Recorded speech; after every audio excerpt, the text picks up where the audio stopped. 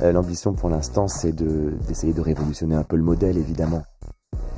Moi, mon travail, c'est de faire en sorte que ce lieu, ce théâtre, donc, non seulement donne à voir le meilleur de la création contemporaine, mais aussi soit un endroit pour penser, un refuge. Voilà. En lien avec le président de la République, j'ai donc décidé, jusqu'à nouvel ordre, la fermeture, à compter de ce soir minuit, de tous les lieux recevant du public non indispensables à la vie du pays.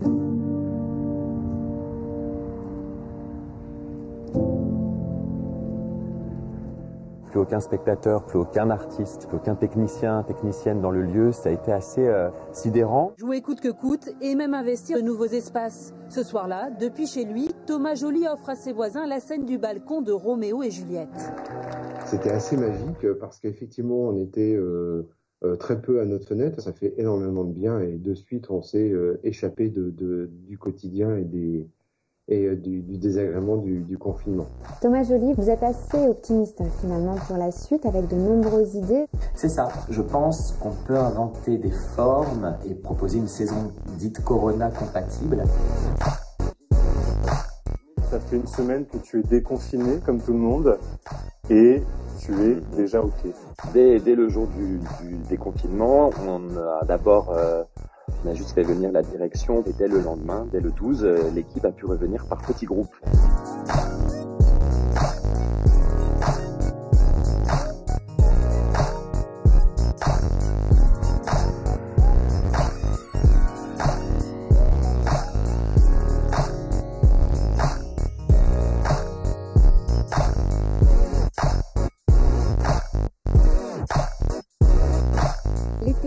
Les artistes se sont mobilisés pour proposer spectacles, performances. De juillet à octobre, pas moins d'une centaine de représentations vont être données hors les murs dans plus de 12 communes du département magnétique.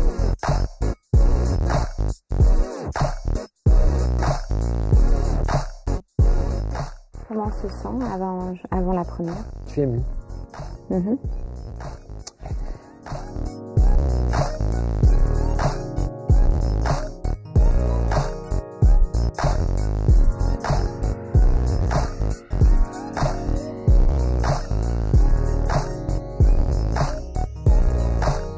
De retrouver la scène, de voir les artistes jouer, c'est un réel plaisir. C'est super de pouvoir voir des spectacles en plein air.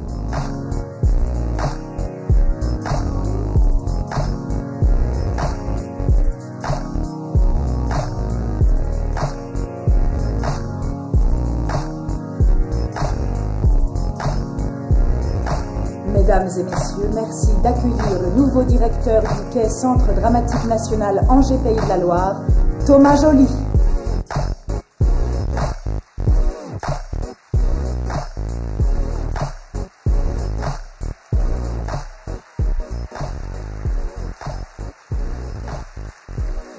Bonsoir.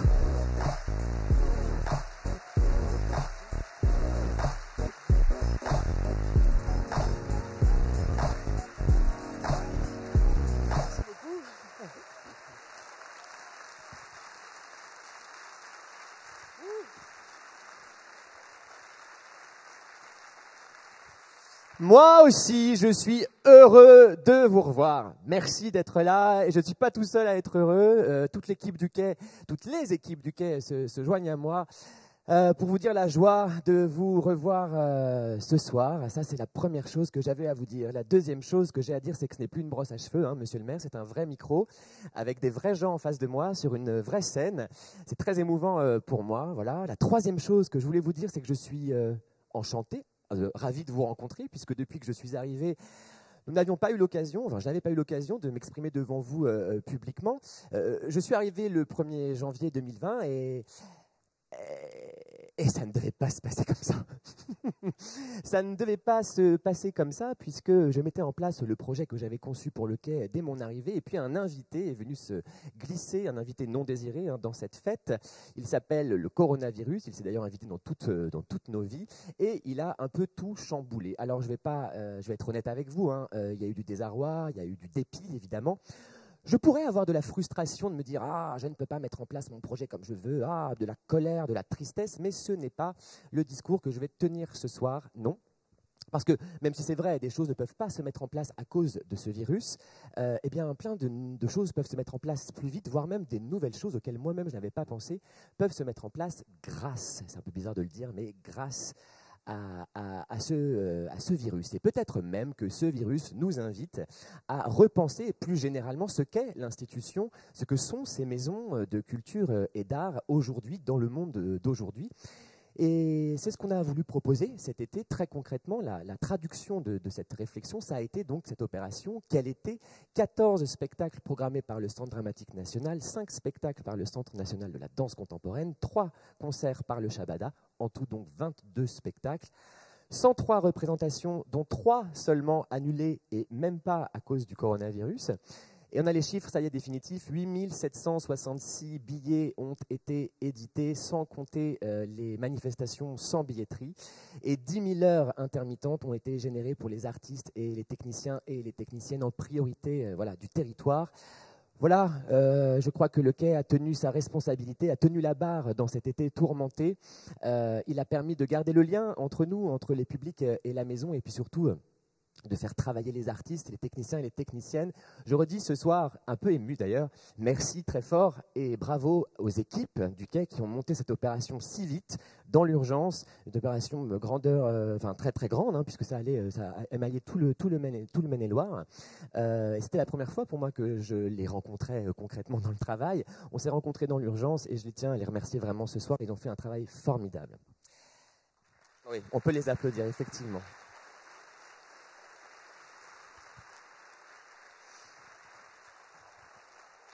Cette réalité forte qui a été envoyée, ce message fort qui a été envoyé par le Quai pendant cet été, n'aurait pas été possible sans nos partenaires publics, la ville d'Angers, bien sûr, qui nous a permis de proposer certaines représentations gratuites, l'État, via la Direction régionale des affaires culturelles du Pays de la Loire, la région Pays de la Loire et le département de Maine-et-Loire, d'autres partenaires aussi, France Culture, le magazine Transfuge, Benoît Chocolat, qui est un partenaire qu'on apprécie beaucoup, et Dynamisme Automobile, qui nous a permis de faire circuler les artistes et les techniciens sur tout le territoire du Maine-et-Loire, je le disais, puisque tout ne s'est pas passé qu'à Angers et qu'au Quai, mais dans tout le département. Alors, on va citer nos partenaires hors les murs, on va partir faire un petit tour touristique de tout ce beau département. La Maison pour tous de Montplaisir, le centre Jacques Tati, maison de quartier de Belle-Beille, le Théâtre en Bois, Emmaüs Saint-Jean-de-Lignières, la maison de quartier L'Archipel, le domaine d'Olisson, la ville de Saint-Macaire-du-Bois, la ferme du Petit Féteau, le château de Montgeoffroy, la Clé des Champs, le jardin Camifolia, le château du Plessis-Massé, le domaine aux Moines, Central 7, le château d'Ancenis, l'Arenloup et le château d'Angers. Voilà tous les lieux qui ont accueilli cet été certaines de nos manifestations. Enfin, il y a un partenaire que je n'ai pas à remercier, c'est le public. Le public qui a été d'abord présent. Le remercier aussi pour les relais qu'il a pu faire sur les réseaux sociaux de tout ce qui se passait ici au Quai à Angers. Et remercier aussi les spectateurs et spectatrices qui ont décidé de ne pas se faire rembourser les billets des spectacles annulés de la saison dernière. Et qui, grâce à cette solidarité, le Quai a pu constituer une petite ressource qui va être fléchée, comme ça a été annoncé, sur des actions culturelles en direction des publics les plus fragiles, actions qui sont troussées et coordonnées par l'équipe des relations publiques ici au Quai. Donc merci à tous ces partenaires jusqu'au public. L'été n'est pas tout à fait terminé, mais il est quand même temps d'ouvrir la saison 2021. Enfin, je parle, l'été est fini, hein, ça se finit le 21 septembre, ça je le sais. Hein. Mais je veux dire, il reste quelques dates, on en parlera d'ailleurs peut-être avec Noé. Il reste encore quelques dates de spectacles. Et il est temps de lancer la saison 2021. L'autre signe que vous nous avez envoyé, c'est que vous avez été très nombreux et très nombreuses à vouloir assister à cette soirée. Si nombreux et si nombreuses que nous avons dû couper les réservations pour les raisons que vous connaissez de distance, que vous respectez.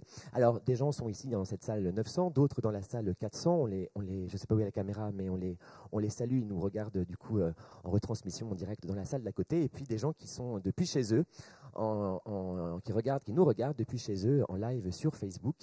Qui peuvent suivre aussi le fil Twitter. D'ailleurs, si vous avez envie, c'est la soirée où on peut sortir son téléphone. Hein, on a le droit. C'est la seule soirée où on a le droit dans la saison pour tweeter. Vous pouvez tweeter avec ce hashtag le Quai 2021. Présenter cette saison tout seul n'a pas tellement d'intérêt, puisque dans cette maison, nous avons la chance, comme l'a rappelé Monsieur le maire, d'avoir 2 maisons finalement, un centre dramatique national et un centre chorégraphique national. Et il manque donc un directeur sur cette scène. Je vous demande d'accueillir donc chaleureusement le nouveau directeur du CNDC d'Angers, Noé Soulier.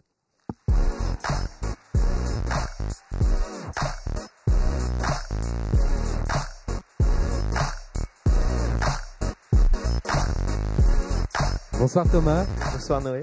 Bonsoir à toutes et à tous.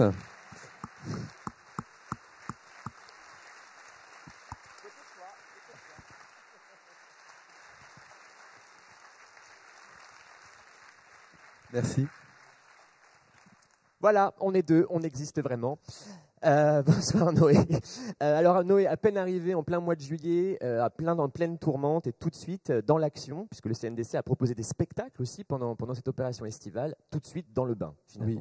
Oui, c'est vrai que quel été, c'était un événement incroyablement enthousiasmant et c'était un plaisir de pouvoir immédiatement s'insérer dans cette dynamique. On a proposé plusieurs spectacles, dont Roof Peace, que vous avez peut-être pu apercevoir sur les toits d'Angers. Et c'est vrai que pas fini. Qui n'est pas fini. C'est pour ça que je disais que quel été n'était pas terminé. Voilà. C'est vrai. Il reste une représentation samedi prochain à 16h. Ne la ratez pas. Elle est visible depuis tous les bords de la Maine, donc vous ne pouvez pas vraiment la rater. Depuis la terrasse du quai aussi ici. Et depuis le château d'Angers, que je tiens aussi à remercier pour leur collaboration sur ce projet. Et c'est un projet qui nous tenait à cœur parce que ça permettait de rassembler à la fois les étudiants de l'école du CNDC et toute l'équipe du CNDC autour d'un même projet. Et puis d'affirmer immédiatement la place de la danse au cœur de la ville. Donc c'était un projet qui nous tenait à cœur. Et puis, je dirais que Monsieur le maire m'a un peu volé la suite. Grave, il nous a volé plein de trucs. Parce que je voulais dire maintenant, en fait, que ce qui était vraiment particulier ce soir, c'est que c'est vrai que c'est notre première saison, à tous les deux, à Thomas et à moi. C'est notre première direction, donc c'est assez unique. Et puis ça montre ce qu'il y a de tellement unique aussi dans cette maison qui accueille dans ses murs 2 centres de création différents. Et c'est vrai qu'on a eu peut-être plus de temps aussi grâce au Covid, enfin un autre grâce au Covid étrange, pour discuter, pour réfléchir à comment on voulait penser ça, comment on voulait penser cette relation. Et je pense que ça s'exprime aussi dans la brochure, dans la manière dont est constituée cette brochure que vous avez entre les mains. Oui, tout à fait. Regardons là. D'un côté, le centre dramatique, de l'autre côté, le CNDC. Voilà, ce sont les 2 entrées qui vous permettent de rentrer dans ce bâtiment, finalement, ou par la danse, ou par le théâtre, la musique et le cirque. C'est vrai que c'est l'objet qui est un peu à l'image de ce qu'on a envie d'inventer, de la synergie possible entre ces 2 maisons, pour évidemment les publics, en distinguant 2 projets distincts, en ne tombant pas dans un consensus graphique et un grand catalogue qui était un peu lourd aussi, mais voilà, de pouvoir montrer qu'il y a vraiment 2 projets, 2 identités dans cette maison, que ces identités sont différentes et pourtant complémentaires.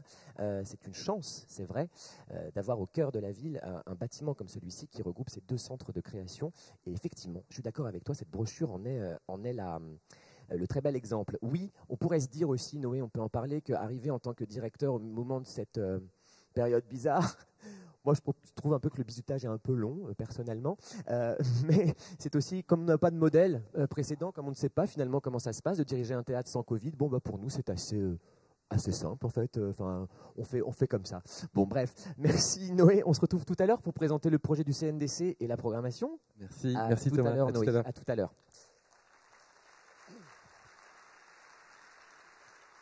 Alors, 2 nouveaux directeurs, plus un virus. Évidemment, il y a plein de nouveautés cette année au Quai que je vais me permettre, avant de détailler les spectacles, de vous préciser quelques points, en tout cas saillants. La saison, d'abord, elle est coupée en 2. Vous l'avez remarqué, novembre, février, c'est ce qu'on va s'attarder à présenter ce soir.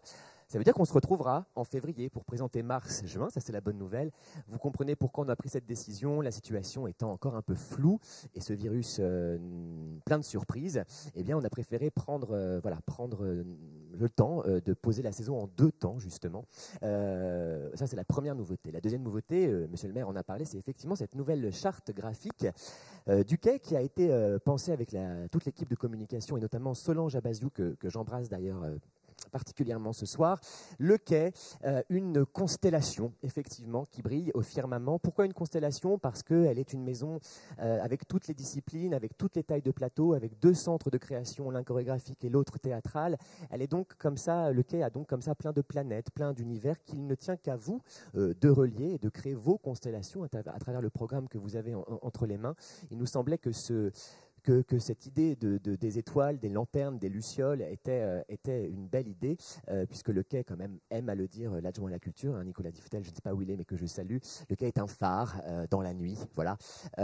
Effectivement, donc cette nouvelle charte graphique que vous retrouvez tout au long des pages de la brochure. Et puis si on s'arrête sur la couverture de cette brochure un instant, le ciel est noir, hein, il est noir.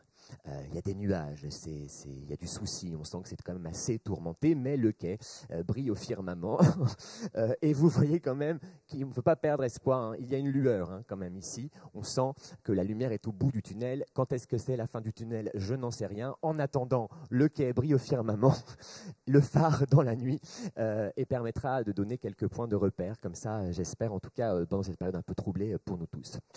Alors, le Centre dramatique national, que j'ai la chance de diriger depuis le mois de janvier, il faut redire que la colonne vertébrale d'un centre dramatique national, c'est la création. Ici, c'est donc une maison de création. La création, c'est une force, c'est la force des artistes, c'est une nécessité pour les artistes de venir proposer des spectacles. Ce ne sont pas des spectacles qui tournent depuis forcément des années et des mois. Ils sont créés ici. C'est l'endroit qui permet de voir ces spectacles éclore et qui vous permet d'accueillir ces premiers gestes. Et c'est une chance d'avoir au cœur de la ville 25 000 mètres carrés, 2,5 hectares consacrés au spectacle vivant et justement à la création, qu'elle soit théâtrale d'ailleurs ou chorégraphique avec le CCN. Ces équipes artistiques qui viennent créer, je crois qu'elles sont importantes dans les temps qu'on traverse, pas seulement dans les temps qu'on traverse, depuis toujours d'ailleurs. Elles mettent de l'ordre un peu au chaos, elles mettent des mots sur ce qui est difficile à formuler, elles mettent des contours sur ce qui peut nous paraître flou. Voilà pourquoi il faut redire que cette maison est d'abord une maison des artistes. Mais il y a une chose étrange, et ça m'est apparu dès que je suis arrivé, enfin même avant que j'arrive, puisque ça faisait partie de mon projet. Les centres dramatiques, je fais un tout petit cours d'histoire rapide, ont été créés à l'issue de la Seconde Guerre mondiale par une femme formidable qui s'appelle Jeanne Laurent, et qui a donné des moyens, des missions et des murs à des équipes non seulement techniques, administratives, mais aussi artistiques. C'est-à-dire un metteur en scène, soit, mais aussi des acteurs et des actrices. Et hop, c'est bizarre, il n'y a plus d'acteurs, il n'y a plus d'actrices dans les centres dramatiques, et je suis le seul artiste permanent du centre dramatique, et ça ne me semble pas normal. J'ai donc décidé, proposé et décidé ensuite de faire venir ici au quai des acteurs et des actrices pour qu'ils constituent la troupe du quai. Ils devaient n'arriver que ici en septembre, et puis grâce, encore une fois au Covid, ils sont arrivés plus tôt que prévu, dès le mois de juin. Vous les avez peut-être vus dans la création impromptue de cet été, La Nuit de Madame Lucienne de Copie, que nous avons monté ici même sur ce plateau, mais dans l'autre sens. Je vais vous les présenter. Il s'agit de Damien Avis, Charline Poron, Bruno Bayeux, Emeline Frémont et Damien Gabriac, qui en plus d'être acteur est aussi auteur. Mais pour faire plus ample connaissance avec elle et avec eux, je vous propose de regarder l'extrait suivant. Je suis Damien Gabriac. Je m'appelle Emeline Frémont. Je suis Bruno Bayeux. Je suis Charline Poron. Je suis Damien Avis. Je viens au quai faire du théâtre, et je rejoins donc mes camarades actrices et acteurs. Marguerite Danjou. Longue à la reine Marguerite. Geste. Tout est fini. Le cœur d'un Tieste de Sénac.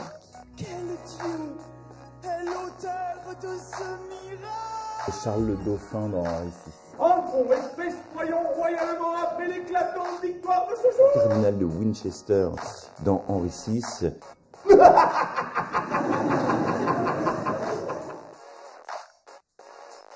Des textes d'Angelica Lidl, mais il n'y a pas forcément de rôle en particulier.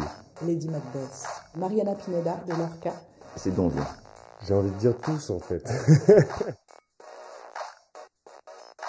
J'en ai pas mal dans Henri VI. J'avais donc la grande robe de cardinal. Je monte donc sur une chaise avec ma mise en scène, la grande robe, et en descendant, je me prends les pieds. Je m'étale aux pieds de Damien Avis. Je me relève, on finit la scène, et là, je repars. Donc, je me mets à boiter. Et à la fin, je les saluer, porté par les copains. Enfin, la honte. Et en fait, j'avais juste, comme un lunémar, une petite figure dans le doigt de pied.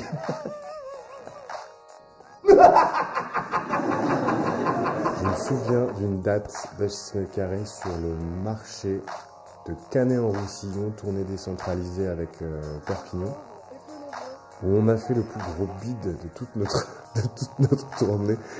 En fait, c'était très drôle, mais c'était pathétique. On était au bout d'une place pendant le marché et personne n'est venu. Personne. J'ai eu un trou au mot trou.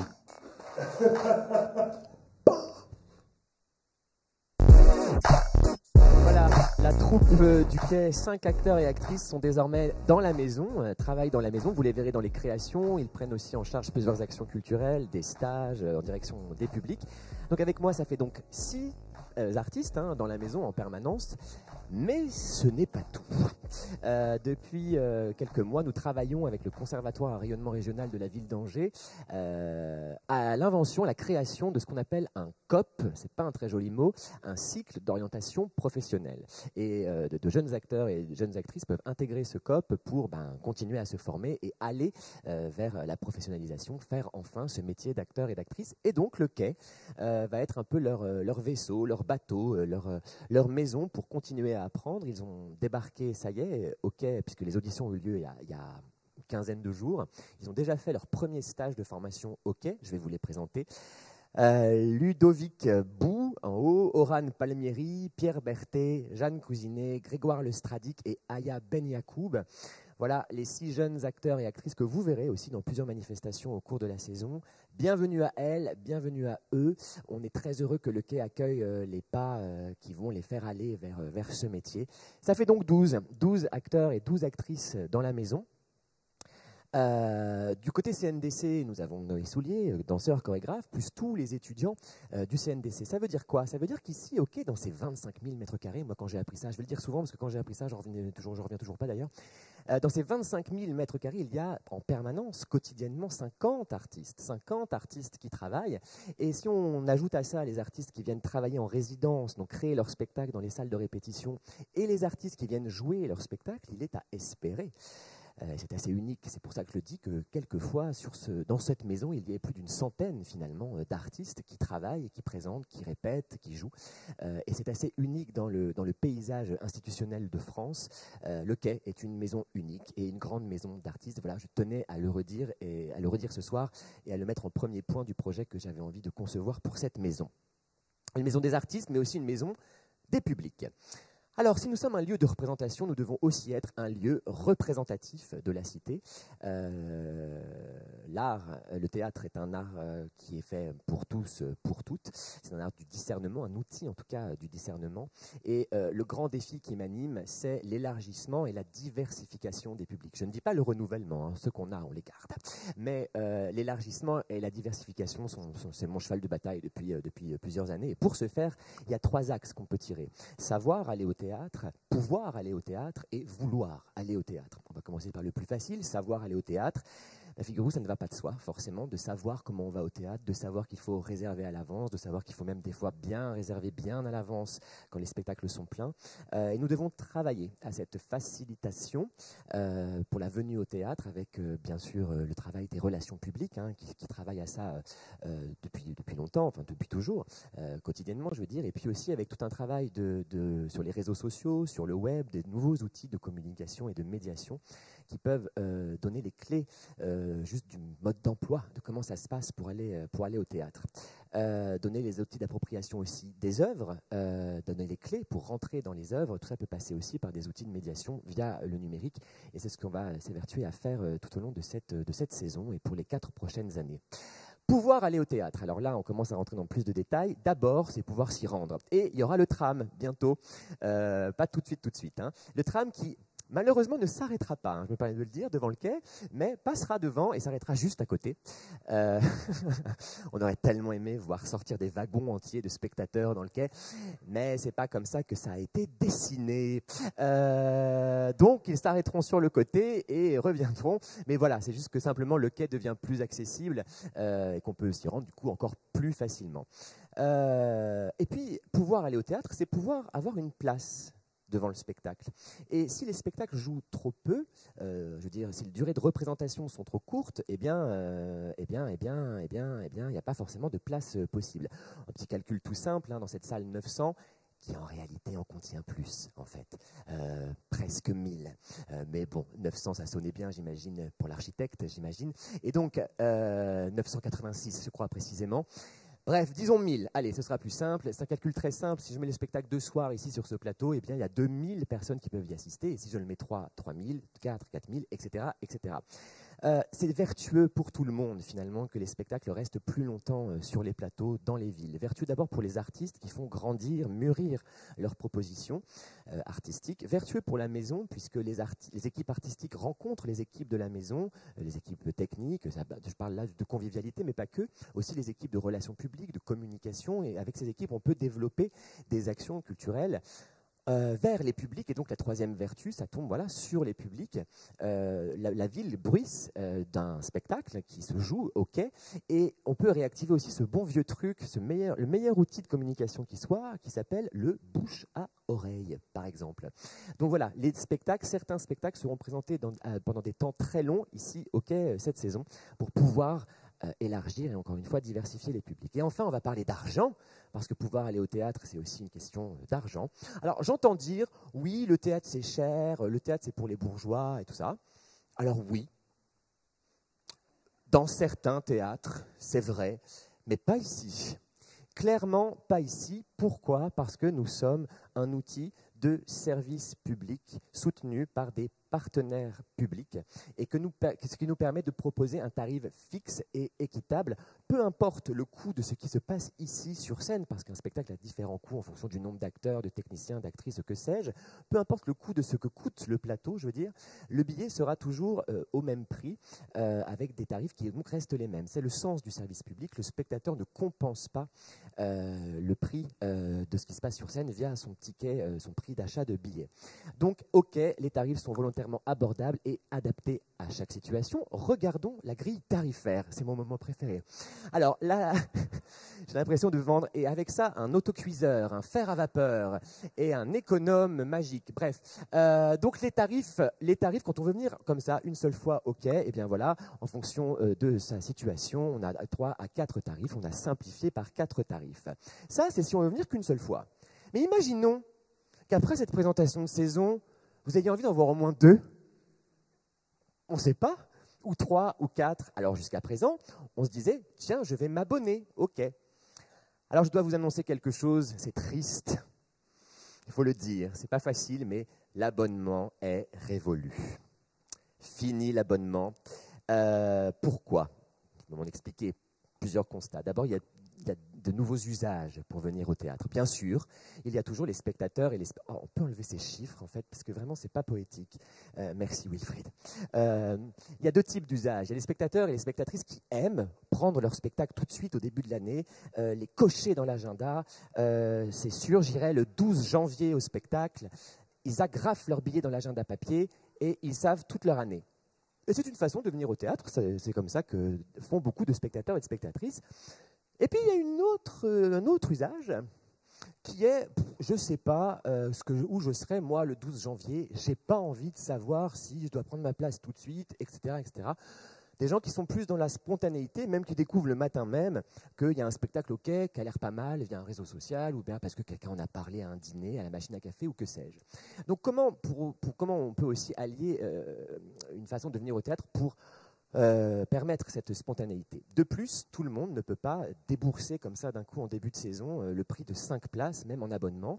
Et en plus de ça, le retour du Covid, qui nous empêche quand même de nous projeter dans la durée. Donc, pour savoir où est-ce qu'on sera, on sera là, mais quel spectacle aura lieu au mois de mai prochain, moi, je ne peux pas le dire en tout cas. Donc, je vous présente celle qui succède à l'abonnement. Voici l'adhésion. Voilà l'adhésion. Et c'est très simple. Et tout le monde va être content, n'ayez pas peur. L'adhésion, c'est quoi ? C'est qu'on achète une carte d'adhésion, voilà, la première colonne, à 15, 10 ou 5. Hyper facile. Et une fois qu'on a cette carte, eh bien, on a à côté, selon voilà, la catégorie, un prix par spectacle qui restera le même. Autant de spectacles que vous voulez. quand vous voulez, même le même spectacle 3 fois de suite si vous voulez. C'est tout à fait simple. En plus, quand on adhère, on a le droit à des bonus comme des invitations sur des spectacles issus du desk, on va en reparler, une communication privilégiée, des accès privilégiés à des répétitions, etc., etc. Bref, on garde quand même entre nous ce lien qui existait avec l'abonnement. Et pour celles et ceux qui aiment toujours prendre leur spectacle très en avance, c'est tout à fait possible. Il suffit. En plus, regardez, si vous prenez 4 spectacles, elle est gratuite la carte. Franchement, avec ça, si tout le monde n'est pas content, moi je ne comprends pas.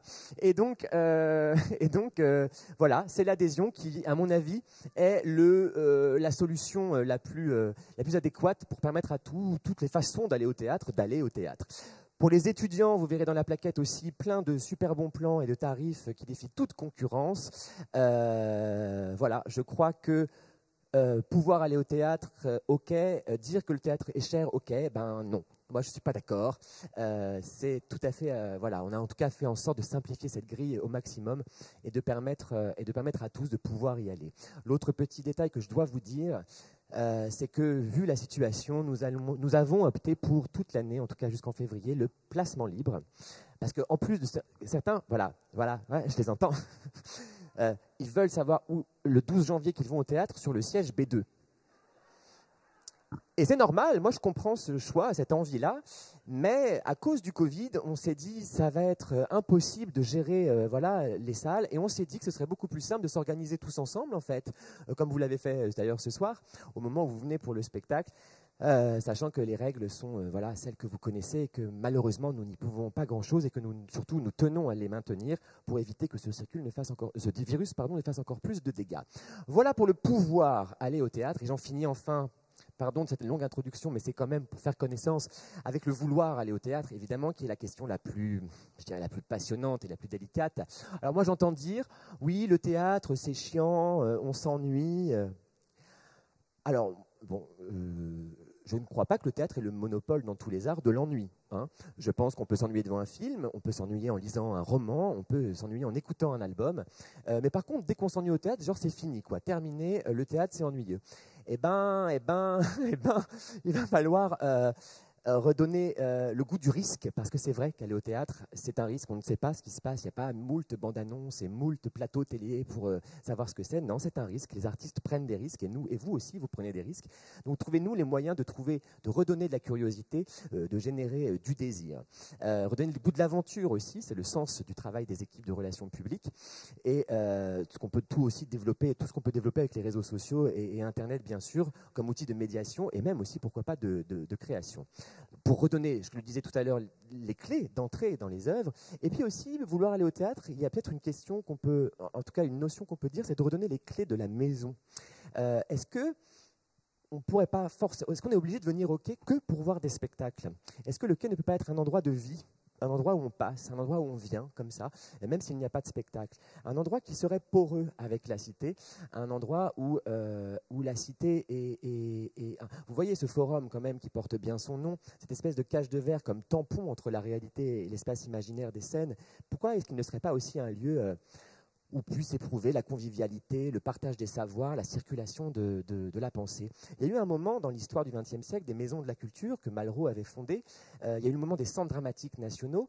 Il serait peut-être temps aujourd'hui d'inventer ce qui s'appellerait, ça n'existe pas encore, une maison des cultures.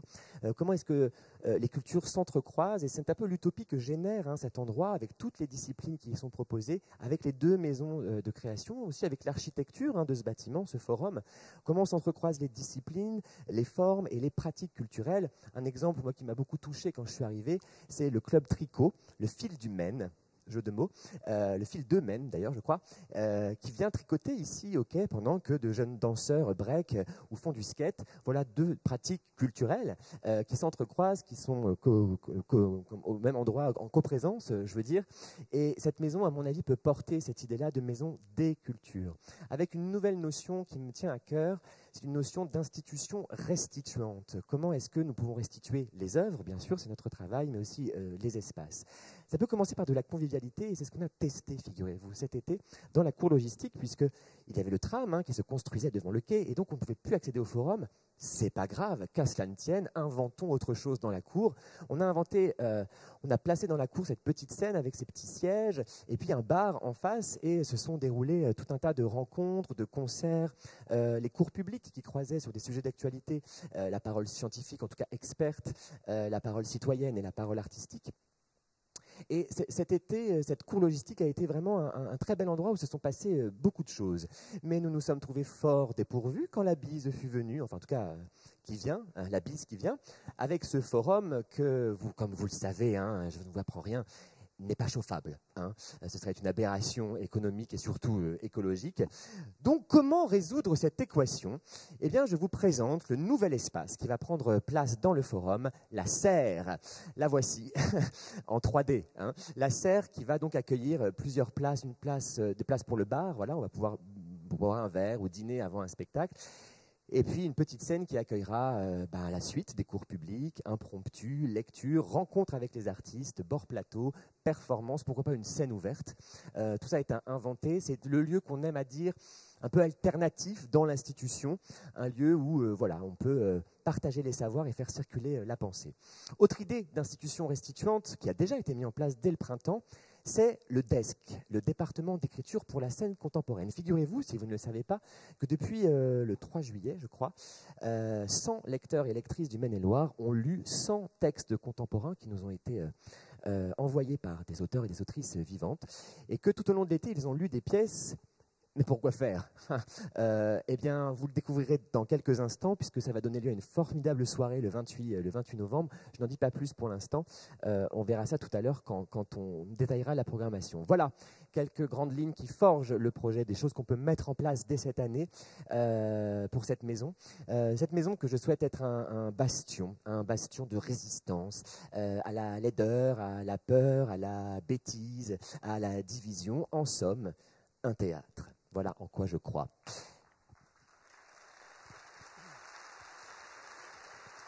Merci.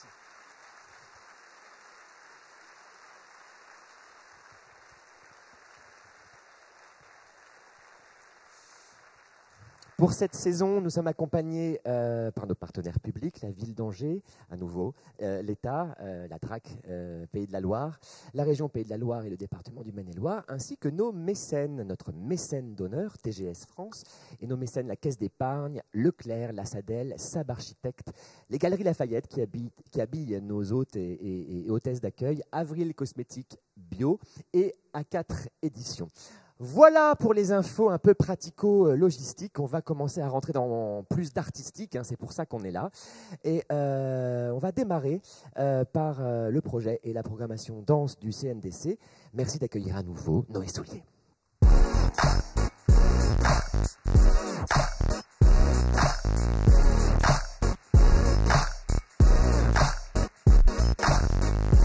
Noé, la scène est à toi. À tout à l'heure. Merci Thomas. Alors, le CNDC d'Angers, c'est une institution unique en France et même dans le monde. Il n'y a pas d'autre institution comparable parce qu'il réunit 3 activités, 3 missions qui sont d'habitude séparées. C'est à la fois un centre de création, ça vous le savez déjà, donc un centre de création chorégraphique où les prochaines années, je vais créer, diffuser, développer mes projets. Et c'est aussi une école supérieure de danse contemporaine. Et enfin, c'est la programmation danse du Quai. Et voilà, le fait de réunir ces 3 missions au même endroit, c'est vraiment unique. L'autre chose, c'est qu'il est dirigé par une ou un artiste, par un chorégraphe. Et donc, pour moi, l'enjeu principal, c'était de placer la création au cœur de chacune de ces missions. Bien sûr, pas uniquement mes créations, heureusement, celles de tous les artistes qu'on accueille au CNDC. Chaque année, on accueille plus de 50 compagnies en résidence, qu'on coproduit, qu'on diffuse ici. Et l'autre force du CNDC, c'est de pouvoir créer des synergies entre ces différentes missions. Et donc, inviter les mêmes artistes dans des rôles différents, en tant que créateur, en tant qu'interprète, et aussi en tant que pédagogue. Ce qui m'amène à l'école. Alors, l'école du CNDC, c'est la seule école supérieure de danse contemporaine la seule école supérieure de danse, excusez-moi, en France qui soit exclusivement dédiée à la danse contemporaine. Et enseigner la danse contemporaine, c'est vraiment un défi, parce que c'est enseigner ce qui est contemporain, enseigner ce qui est en train de se faire, enseigner ce qui est en train de s'élaborer. Et donc, les savoirs que l'on essaye de transmettre ne sont pas des savoirs établis, ne sont pas des savoirs fixes. C'est des savoirs qui sont tout le temps en train de changer, de se développer. Et en même temps, ce problème, cette difficulté, ce défi, c'est aussi une chance, parce que ça nous permet d'aborder la pédagogie, d'aborder la transmission comme une création. Au fond, les savoirs et les techniques que l'on veut transmettre, ils ne préexistent pas, ils doivent s'élaborer dans et par la transmission. Et enfin, le CNDC, c'est un centre chorégraphique qui doit partager la culture chorégraphique dans toute sa diversité avec toutes et tous. Et bien sûr, c'est l'enjeu principal de la programmation danse que je vais vous présenter maintenant avec Marion Colletter, directrice adjointe du CNDC, que j'invite à me rejoindre sur scène.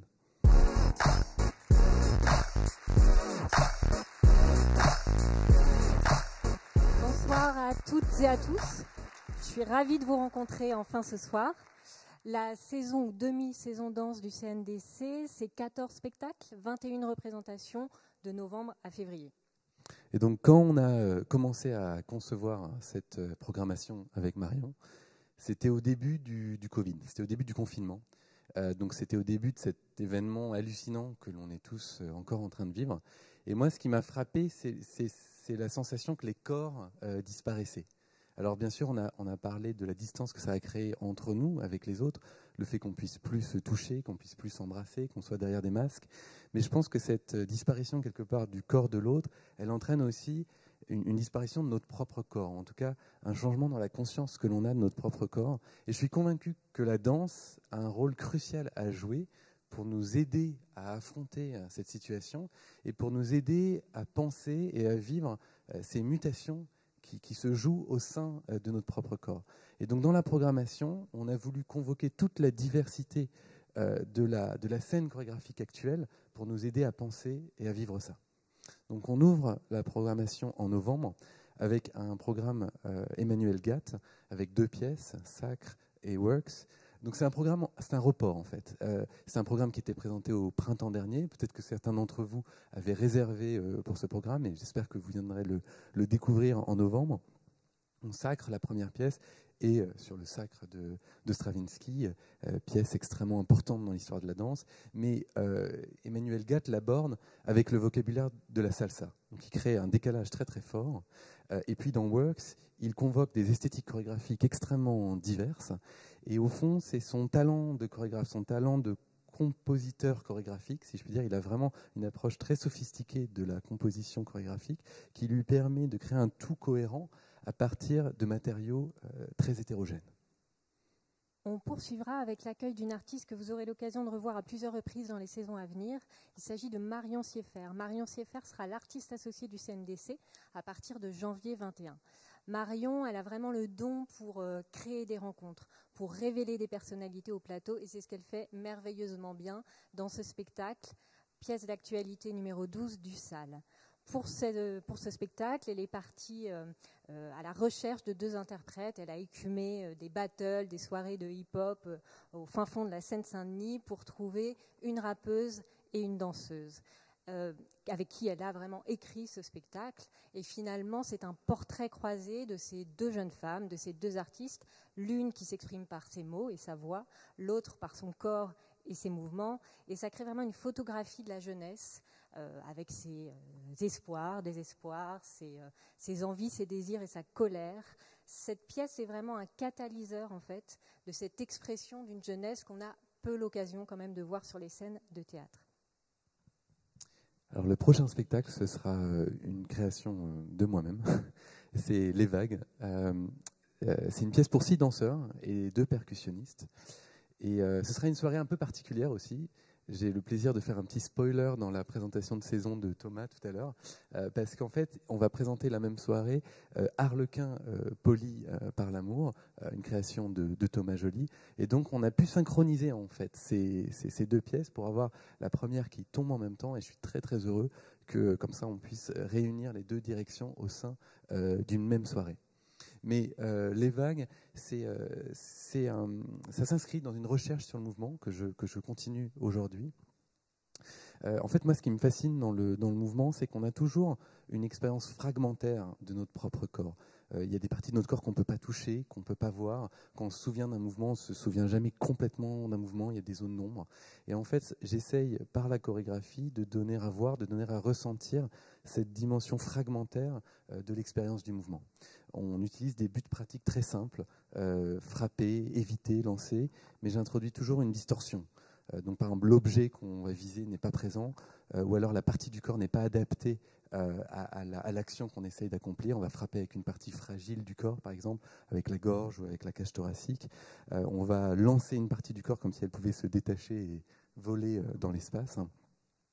Et ce qu'il y a de commun entre tous ces mouvements, c'est qu'il y a toujours un manque, il y a toujours une absence au cœur du geste. Et c'est cette absence qui me semble pouvoir lui conférer une dimension poétique. Puis en 2021, on va passer à un nouveau festival, Conversation, un festival qui aura lieu du 4 au 12 février. Et moi, ce qui me fascine dans la scène chorégraphique actuelle, c'est qu'il y a un spectre extrêmement large, depuis des conférences performées très conceptuelles, très cérébrales, jusqu'à la trance, jusqu'à la fête. Et c'est cette diversité-là qu'on a voulu saisir dans le festival. Effectivement, on a construit vraiment ce programme comme un dialogue. D'ailleurs, le nom Conversation n'a pas été choisi par hasard. Donc, comme un dialogue entre des artistes, entre des spectacles d'époque ou d'esthétiques différentes, mais également un dialogue entre ces œuvres et vous, spectateurs et spectatrices. Alors, ce programme, il est encore en cours. Il va s'étoffer de rencontres, de débats, de warm-up, de fêtes, j'espère. Et ce programme complet, vous pourrez le découvrir début janvier avec une brochure spécifique du festival Conversation. Donc on va ouvrir Conversation avec une soirée où je présenterai 3 pièces de mon répertoire, dont la première pièce que j'ai créée, qui s'appelle Le Royaume des Ombres, et Signe Blanc, qui date de 2010. Et en fait, c'est des pièces qu'on reprend avec Vincent Chaillet, qui est premier danseur à l'Opéra de Paris, que vous voyez sur cette photo dans ce très beau costume du prince du Lac des Cygnes. Et Vincent Chaillet, c'est un danseur classique extraordinaire, qui est très très beau.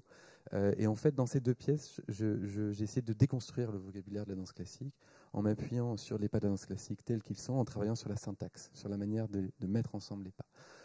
Dans Le Royaume des Ombres, c'est le vocabulaire abstrait de la danse classique, les arabesques, les attitudes, les entrechats. Dans Signe Blanc, c'est le vocabulaire de la pantomime, donc tous les gestes qu'on utilise dans les ballets classiques pour raconter l'histoire. Et j'ai voulu, dans cette soirée, confronter ces 2 pièces qui s'appuient sur le vocabulaire de la danse classique avec Removing, une pièce complètement différente où j'essaie de développer mon propre vocabulaire qui est extrêmement contemporain. Et puis on va poursuivre ce festival avec Abra-le-Corps, qui est un duo de Dimitri Chamblas et Boris Chermat, qui a été créé en 1993, donc il y a maintenant 27 ans, et qu'ils ont repris eux-mêmes. Donc c'est eux, 27 ans plus tard, qui dansent cette pièce. Alors bien sûr, leurs corps ont changé, eux-mêmes ont changé en tant que personnes. Et finalement, c'est très émouvant de les voir reprendre ce duo qu'ils ont créé très très jeunes.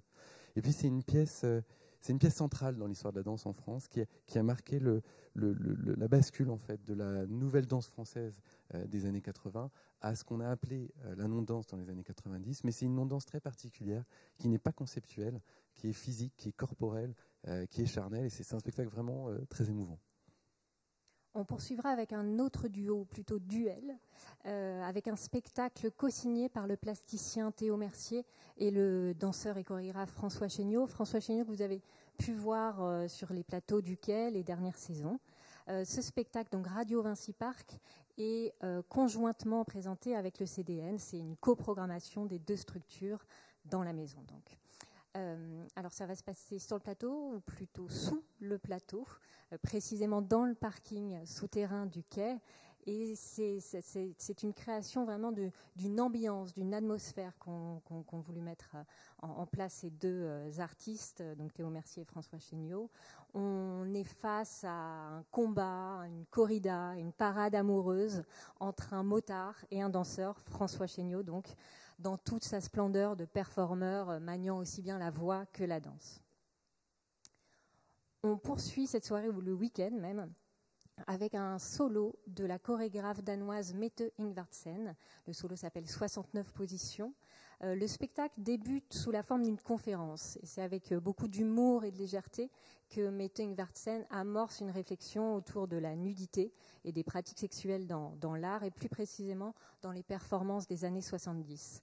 Et ce qui est très troublant et intéressant, évidemment, dans ce spectacle, c'est que le concept dépasse l'expérience, ou devient même l'expérience, au moment où Mette Ingvardsen met son propre corps en jeu, en réactivant ses performances historiques et iconiques, et par là même nous interroge, nous, concrètement, dans notre rapport à la nudité, dans l'art, ce rapport-là qui est toujours particulier.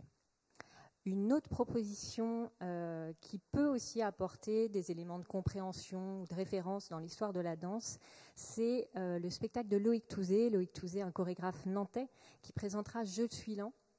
C'est une conférence dansée où il traverse en fait son parcours de danseur et de chorégraphe, de l'Opéra de Paris à la Nouvelle Danse des années 80, dont il a été un des chefs de file. C'est vraiment le récit d'une vie d'un danseur, d'un chorégraphe, qui s'entremêle avec donc l'histoire de la danse contemporaine française principalement, dont Loïc a été autant le témoin que l'auteur. Puis on va continuer avec A Quiet Evening of Dance, qui est la dernière pièce de William Forsythe. Alors William Forsythe, c'est vraiment un géant de la danse. C'est quelqu'un qui a transformé la danse. En fait, la danse sera plus la même après William Forsythe. C'est quelqu'un qui a complètement transformé notre manière de penser le mouvement, de penser la chorégraphie, et aussi quelqu'un qui a fait tomber un clivage qui existait avant lui entre la danse classique, le ballet, et la danse contemporaine, qui était très ancré. Il a réussi à dépasser ce clivage et à complètement ouvrir ce qu'on pouvait imaginer dans un ballet classique. Cette pièce, c'est la synthèse de 45 ans de recherche sur le mouvement. C'est une pièce incroyable, d'une richesse et d'une complexité stupéfiante. Donc je pense que ce serait vraiment un moment fort de la saison, cette création de William Forsythe. Et on passera à une toute autre ambiance le mercredi 10 février avec une soirée autour de la house dance. La house dance, c'est un mouvement qui a émergé dans les clubs, dans les boîtes de nuit dans les années 90, dans les grandes métropoles internationales, mais particulièrement à New York. Et le premier spectacle de cette soirée, c'est Queen Blood de Ousmane Sy. Alors Ousmane Sy, c'est une des grandes figures de la house de manière internationale. Il s'est formé, ou plutôt il a son apprentissage de la house en chœur, à l'intérieur, c'est-à-dire dans les boîtes de nuit, à Paris ou à New York. Il s'est vraiment formé en même temps que la house naissait, finalement. Et c'est ce qui crée aussi chez lui une danse avec de multiples influences. Pour ce spectacle, Queen Blood, il l'a vraiment coécrit, créé avec 8 danseuses du groupe Paradoxal, qui est un groupe exclusivement féminin. Et sur ce plateau, dans ce spectacle, elles arrivent vraiment à révéler chacune d'entre elles une personnalité par la danse, une danse qui est propre à l'influence qu'elles ont traversée dans les années passées. Ce spectacle, c'est vraiment un métissage qui revigore et qui donne intensément envie de danser. Et c'est une date qui sera présentée en collaboration avec le THV de Saint-Barthélemy d'Anjou. L'autre spectacle de cette soirée house est de Cassiel Gob, chorégraphe belge. Il crée Soirée d'études et c'est un trio qu'il a créé avec 2 autres street danseurs. Cassiel, il a donc une toute autre approche de la house, tout simplement parce qu'il a une toute autre formation, une formation beaucoup plus théorique de la house, ce qui amène à un spectacle où finalement il décortique vraiment le mouvement, nous montrant la façon dont il est construit et sa mécanique. Et finalement, donc, cette soirée illustre vraiment l'idée de conversation, c'est-à-dire de vous révéler, ou en tout cas de vous donner à voir 2 points de vue sur un même style de danse. Et puis on va enchaîner avec un autre spectacle de notre artiste associé Marion Sieffert, donc Jeanne d'Arc, mais comme vous pouvez le voir, Jeanne d'Arc avec un K. Alors c'est un spectacle très particulier parce que c'est un live Instagram qu'elle tourne en fait sur scène avec son portable et qui est diffusé en live sur grand écran et qui est aussi diffusé en live sur Instagram. Donc c'est un spectacle qu'on peut voir sur Instagram, auquel on peut réagir, comme vous le voyez, sur Instagram. Et ce que je trouve passionnant, c'est Marion, en fait, elle s'interroge sur comment Instagram peut être un médium artistique, comment on peut utiliser Instagram comme médium artistique. Et en faisant ça, elle crée une réflexion sur notre propre rapport aux réseaux sociaux, sur l'exhibition de notre vie personnelle ou de notre vie intime sur les réseaux sociaux, sur le narcissisme qui peut l'accompagner. Et quelque part, elle crée une mise en scène de notre propre mise en scène de notre vie quotidienne. Le spectacle suivant, c'est un duo créé par Lise Santoro et Pierre Godard. Lise Santoro et Pierre Godard, ils créent des machines chorégraphiques. Ils ont vraiment un travail qui se situe à la lisière entre la recherche chorégraphique et la recherche scientifique, et plus spécifiquement dans les neurosciences et qui questionnent nos habitudes en fait de regard et d'attention. Dans ce duo, donc, ils vont s'intéresser à l'identité, alors d'une manière très différente de Marion Sieffert. Ils vont chercher à révéler les différences qui créent des ressemblances et inversement les similitudes qui peuvent créer du contraste. Alors ça peut paraître un peu théorique ce que je dis là, mais c'est une réelle expérience de spectateur et presque d'observation scientifique très sensible. Je salue d'ailleurs Lise Santoro qui est dans la salle, qui enseigne cette semaine et la semaine prochaine aux étudiants et aux étudiantes du CNDC et qui était déjà là le mois dernier dans les studios du CNDC pour répéter cette pièce et pour débuter le travail de création. Et on finira déjà le festival Conversation avec un dernier spectacle, DJ Battle, de Maud Le Pladec. Maud Le Pladec qui est chorégraphe et directrice du CCN d'Orléans, une collègue donc. C'est un duo encore entre un danseur et un DJ, mais cette fois, contrairement aux habitudes, ce n'est pas toujours la musique qui va mener la danse, mais le danseur va être aussi le guide de la musique. Donc c'est un spectacle qui dégage vraiment une énergie assez folle. Et si les conditions sanitaires nous le permettent, il se poursuivra par un dance floor avec le public sur ce plateau de la T900 pour fêter cette première édition du festival Conversation. Et donc avec Conversation, on a essayé, d'inclure et d'intégrer des esthétiques extrêmement variées, mais aussi de créer des liens. Et il y a des liens qui sont apparus, qui étaient vraiment insoupçonnés. Par exemple, je parlais tout à l'heure de Forsyth. Forsyth, donc, il a utilisé la géométrie qui est présente dans la danse classique pour repenser la manière d'organiser le plateau. Et Ousmane Sy, en fait, avant de faire de la house, il a fait du foot. Sa formation de base, c'est dans le foot. Et dans Queen Blood, il utilise en fait les logiques de déplacement qu'on utilise à l'entraînement en foot pour structurer l'espace sur le plateau. Et en fait, très étrangement, entre la géométrie de la danse classique et la géométrie du foot, il y a plein de parallèles qui se créent. Bon, c'est un lien parmi d'autres. Et j'espère que vous aurez autant de plaisir à les découvrir qu'on en a eu à les tisser. Alors, une petite info pratique, on a créé un pass conversation qui permet, si vous prenez 3 places, de les avoir à 10 €, par-delà les tarifs que Thomas a déjà mentionnés. Alors, avant de conclure, je voudrais remercier vraiment les tutelles qui se sont engagées auprès du CNDC dans une année très particulière, avec ce changement de direction, avec aussi le Covid. Et donc remercier la ville d'Angers, la DRAC Pays de la Loire et le ministère de la Culture, la région Pays de la Loire et le département du Maine-et-Loire. Et j'invite Thomas à nous rejoindre pour continuer cette programmation de saison. Merci. Bravo, merci.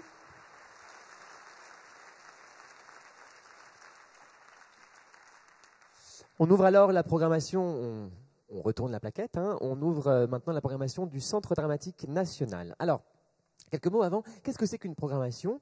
D'abord, ce ne sont pas seulement les goûts du directeur, ce ne sont pas que des spectacles que j'adore ou que je voulais absolument vous montrer, c'est aussi à un moment donné une photographie de ce qui se fait de mieux, à notre sens, de la création contemporaine. Quand je dis notre sens, c'est parce que je ne suis pas seul à édifier cette programmation. Elle est débattue et discutée avec le directeur adjoint du Quai, Alexandre Dain, et avec 3 conseillers de la programmation pour la musique, pour le cirque et pour le jeune public. Mais quand même, ça passe par un prisme qui est celui qu'on a envie de donner à cette maison, d'un théâtre populaire. Qu'est-ce que ça veut dire ? Eh bien, ça veut dire surtout que je ne le sépare jamais de la notion d'exigence. D'ailleurs, je crois qu'une œuvre populaire ne peut pas faire fi de l'exigence. Si elle n'est pas exigeante, elle n'est pas populaire. C'est-à-dire des gestes généreux, de grande distribution, de grandes œuvres, qu'elles soient classiques ou contemporaines et pourtant déjà grandes.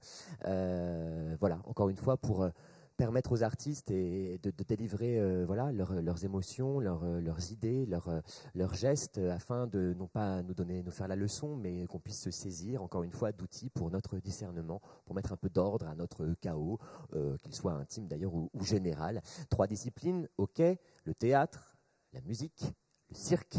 On va démarrer avec la musique et je vous demande d'accueillir la conseillère à la programmation musicale du Quai, Nadia Guillolo.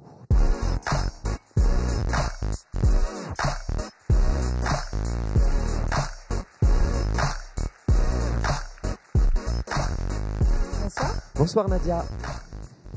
Nadia, le public, Nadia. Alors Nadia, dans ces 4 mois de programmation, d'ici le mois de février, 2 concerts. Absolument. On commence le premier concert au mois de décembre. Vous pouvez tout de suite vous rendre à la page 30 du petit programme. Et on commence avec une chanteuse, elle. Je prie en secret un messie inconnu et j'oublie que les blés jamais n'en ont connu. J'appelle à la rescousse l'enfance où tout sommeil. J'appelle mes soleils. Je danse pour qu'en moi jamais ne s'émousse. Alors elle, de son vrai nom Raphaël Lanader, certains d'entre vous l'ont peut-être déjà découverte cet été. Elle nous a fait l'honneur de venir durant quel été nous présenter en avant-première quelques extraits de son prochain album. D'autres peut-être l'ont découverte à ses débuts. On a eu la chance de l'accueillir en 2011 sur son premier album Initial dans la petite salle. Depuis, elle en a fait du chemin. Elle a sorti 3 albums. Là, on la présente sur le grand plateau du T900. Elle a collaboré avec de grands artistes, avec Babix, avec Camélia Jordana, avec Julien Clerc et j'en passe. C'est une autrice, compositrice, interprète qui manie la langue et les mots avec extrêmement de finesse, de délicatesse, de poésie. Et elle nous sert un univers à la fois sombre et lumineux, à la fois élégant, puissant, fragile et fort. Et voilà. Pour ce 4e album, Paysage, qui sort le mois prochain, le 6 novembre, si ma mémoire est bonne, elle s'est entourée d'une formation assez originale, composée de 2 violoncellistes, un batteur et un guitariste, pour nous parler des mondes visibles et invisibles des paysages. Les paysages perdus, les paysages anciens, les paysages intérieurs, d'ailleurs. Et on a eu la chance de l'accueillir en répétition. Absolument, elle est venue répéter ce spectacle la semaine dernière, toute la semaine, et on a eu la chance, en avant-première, de découvrir le spectacle que vous découvrirez donc le 18 décembre, qui est absolument une petite merveille. Et concernant elle, je vous fais un petit remind, on va en reparler au cours de la soirée, donc rappelez-vous bien ce nom, Raphaël Lanader, elle. Et le 2e concert que nous accueillerons sur la période sera en février avec Kiri Christmanson. Dream you go so far to an end where I can't follow. It's far from me as an undrummed star. It's yesterday from tomorrow. When you dream you go so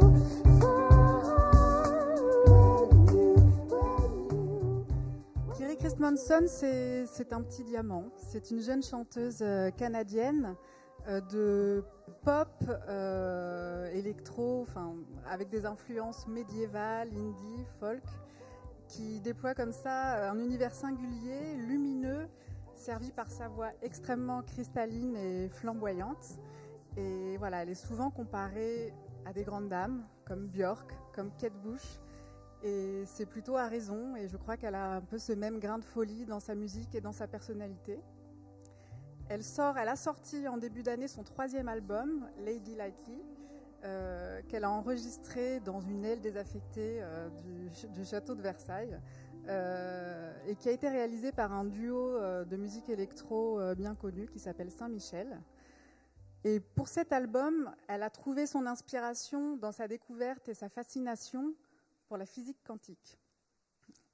Voilà, étonnamment. Elle s'interroge en fait sur l'hypothèse d'une tradition musicale venue d'un monde parallèle.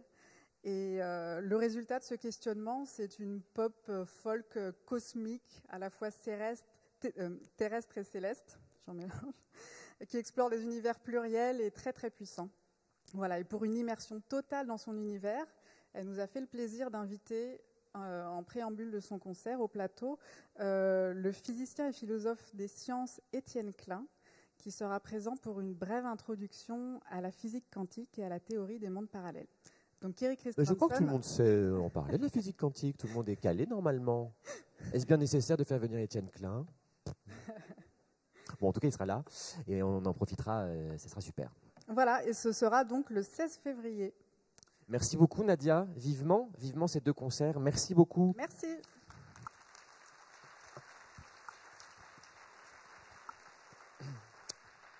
On continue avec les spectacles que nous avons pensés pour les jeunes spectateurs et les jeunes spectatrices, le théâtre dit jeune public.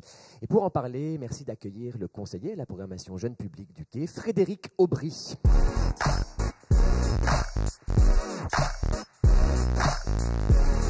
Bonsoir. Bonsoir Frédéric. Bonsoir à toutes, bonsoir à tous. Bien écoutez, ce sont 5 spectacles à destination des enfants et des familles que je viens vous présenter ce soir. Et donc le premier, il s'agit d'À Poil d'Alice Laloy. Alors pour la petite histoire, À Poil était le spectacle qui devait clore la saison passée, mais bon, comme vous le savez, la Covid est passée par là, donc on a le plaisir d'ouvrir cette nouvelle saison avec cette proposition. Alors Alice Laloy est une artiste qui ne destine pas son travail uniquement aux enfants, même si à chaque fois, en général, c'est de belles manières. Alors en témoigne un spectacle que vous avez peut-être découvert ici, qui s'appelait Sadada, ça je crois c'était il y a 2 saisons environ. Et puis un autre spectacle il y a beaucoup plus longtemps cette fois, 86 cm, qui avait été auréolé du Molière du meilleur spectacle jeune public. Alors elle retrouve ici les plus jeunes, donc, puisque ce spectacle se destine aux enfants à partir de 3 ans. Et puis Alice Laloy, donc elle est à la fois scénographe, plasticienne, metteuse en scène et aussi marionnettiste. Et donc son travail en général peut être qualifié d'ovni. On est à mi-chemin entre le théâtre, les arts plastiques. Et donc ici, c'est à nouveau le cas, puisque les enfants sont invités, arriveront dans une salle totalement vide, sans gradin, sans rien du tout, si ce n'est quelques boîtes. Et puis 3 techniciens qu'on croirait directement sortis d'un camion, ce qu'on appelle des roadies, c'est-à-dire on a l'impression qu'ils arrivent de la tournée d'ACDC ou de Johnny Hallyday, je ne sais pas, en tout cas des gros bonhommes barbus, poilus, tatoués. Voilà. Donc ça peut peut-être surprendre les enfants, mais non, justement, parce que ces 3 personnages sont très très doux, et donc l'idée de ce spectacle, c'est de construire avec les enfants à la fois un espace dans lequel on va pouvoir s'asseoir, et tout ça va se terminer par une espèce de gros cocon poilu, velu, coloré, qui sera donc un écrin pour leur chanter une petite ritournelle finale. Bon, je dévoile un petit peu, mais c'est un spectacle court pour les plus petits, donc il sera à découvrir dans le T400 le 11 novembre. Ensuite, Crocodile, donc un spectacle, je remets mes lunettes, pardon. Un spectacle donc, qui sera présenté en scène de répétition par la compagnie Barbès 35, et donc inspiré d'un texte, d'un roman qui a été écrit il y a 10 ans maintenant, qui s'appelle « Dans la mer, il y a des crocodiles » de Fabio Gueda. Alors ce roman, cette histoire raconte l'histoire vraie d'un jeune Afghan qui a migré jusqu'à l'Italie, donc qui a dû partir à l'époque du pouvoir des talibans et donc de l'obscurantisme taliban. Donc sa maman a mis sur les routes pour sortir de tout ça. Et donc, hélas, c'est une histoire qui s'est déroulée il y a 20 ans, mais qui est encore terriblement actuelle, une histoire de migration et encore plus touchante, puisque c'est une histoire vraie, et qu'il s'agit d'un enfant de 10 ans avec lequel nous allons traverser le Moyen-Orient, l'Europe de l'Est, jusqu'à l'Italie, donc sur un périple qui aura duré 5 ans, à la fois par la mer, dans des conditions que vous pouvez imaginer, ou caché dans des camions, etc. Donc ce personnage est porté par un acteur qui s'appelle Rémi Fortin, donc qui joue vraiment de manière... qui tient vraiment ce rôle de manière formidable, et présenté donc en bifrontal, au plus près donc des enfants. Voilà, ça sera donc, je l'ai dit, en scène de répétition. les 2 et 5 décembre. Alors ensuite, après ces deux formes un peu plus un peu intimistes, disons, nous passerons à 3 formes beaucoup plus conséquentes qui seront présentées ici, donc sur ce même plateau du Théâtre 900. Le premier, ce sera l'occasion de retrouvailles avec la compagnie La Cordonnerie, donc Mathilde Weyergans et Samuel Hercule. Alors peut-être vous vous souvenez de Blanche-Neige ou la chute du mur de Berlin, qui a été présentée ici il y a 1 an ou 2, je crois. Et donc la compagnie La Cordonnerie a une spécialité, ça s'appelle le ciné-spectacle. Donc qu'est-ce que c'est que le ciné-spectacle? C'est donc à la fois du cinéma, puisque est présenté sur un écran un film qui a été tourné dans des conditions professionnelles par cette même équipe de la compagnie La Cordonnerie, mais le film est muet, vous n'entendrez rien, si ce n'est la musique qui sera jouée en direct sur le plateau, donc par 2 musiciens, et puis 2 acteurs, une actrice et un acteur qui assureront en direct à la fois les doublages, les voix donc, et tous les bruitages du film. Voilà. Alors, la compagnie La Cordonnerie adore triturer et réécrire des contes traditionnels. Donc là, c'est Hansel et Gretel, ça a été Blanche-Neige, ça a été Ali Baba par le passé. Et donc, leur idée, en général, ils s'amusent bien avec ça, c'est de les retranscrire dans une autre époque. En l'occurrence, ici, on sera en pleine crise économique des années 70. Et là où l'histoire est un petit peu triturée, comme je le disais, c'est que les Hansel et Gretel ne sont pas des enfants, mais des grands-parents. Donc on les voit ici sur l'écran, qui étaient des magiciens de renom, mais qui, hélas, ont subi la crise économique de plein fouet et qui sont retournés vivre chez leurs enfants. Et donc ce sont là les enfants qui vont aller abandonner les anciens dans la forêt. Voilà, c'est pas joli, mais c'est ainsi. Donc Hansel et Gretel présentés les 20 et 22 janvier pour les enfants à partir de 6 ans. Ensuite, nous retrouverons, mais non, nous ne retrouverons pas, puisque nous devions accueillir l'an passé, au mois d'avril, M comme Méliès, donc un spectacle qui a été auréolé d'ailleurs du Molière du meilleur spectacle jeune public l'année passée. Donc une création de Martial Di Fonzobo et Élise Vigier, donc Martial Di Fonzobo étant le directeur du Centre dramatique national de Caen.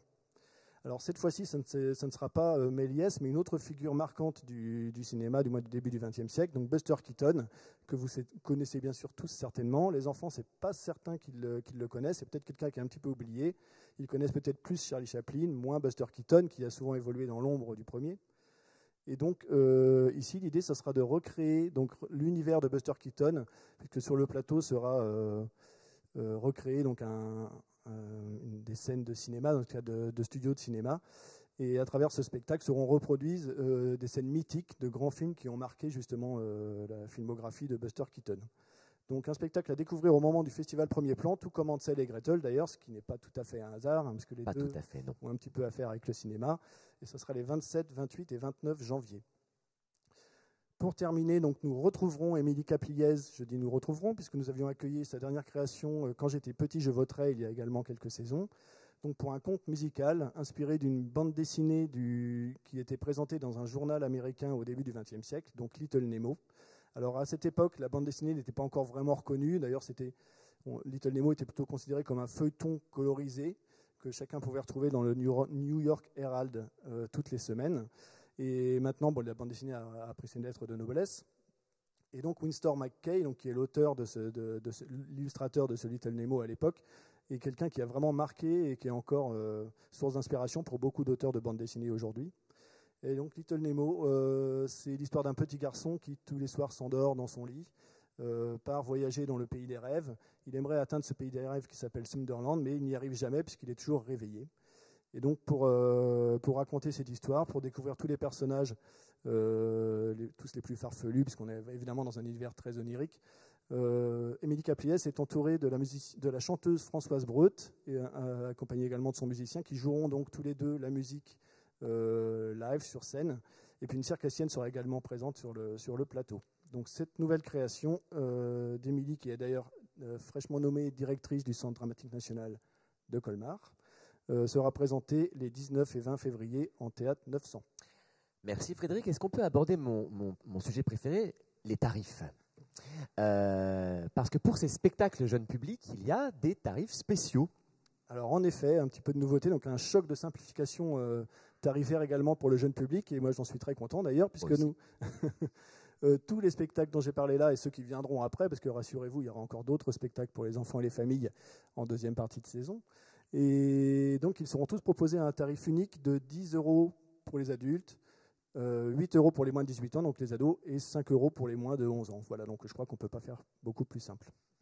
Merci beaucoup Frédéric pour Merci cette à vous. présentation. Merci.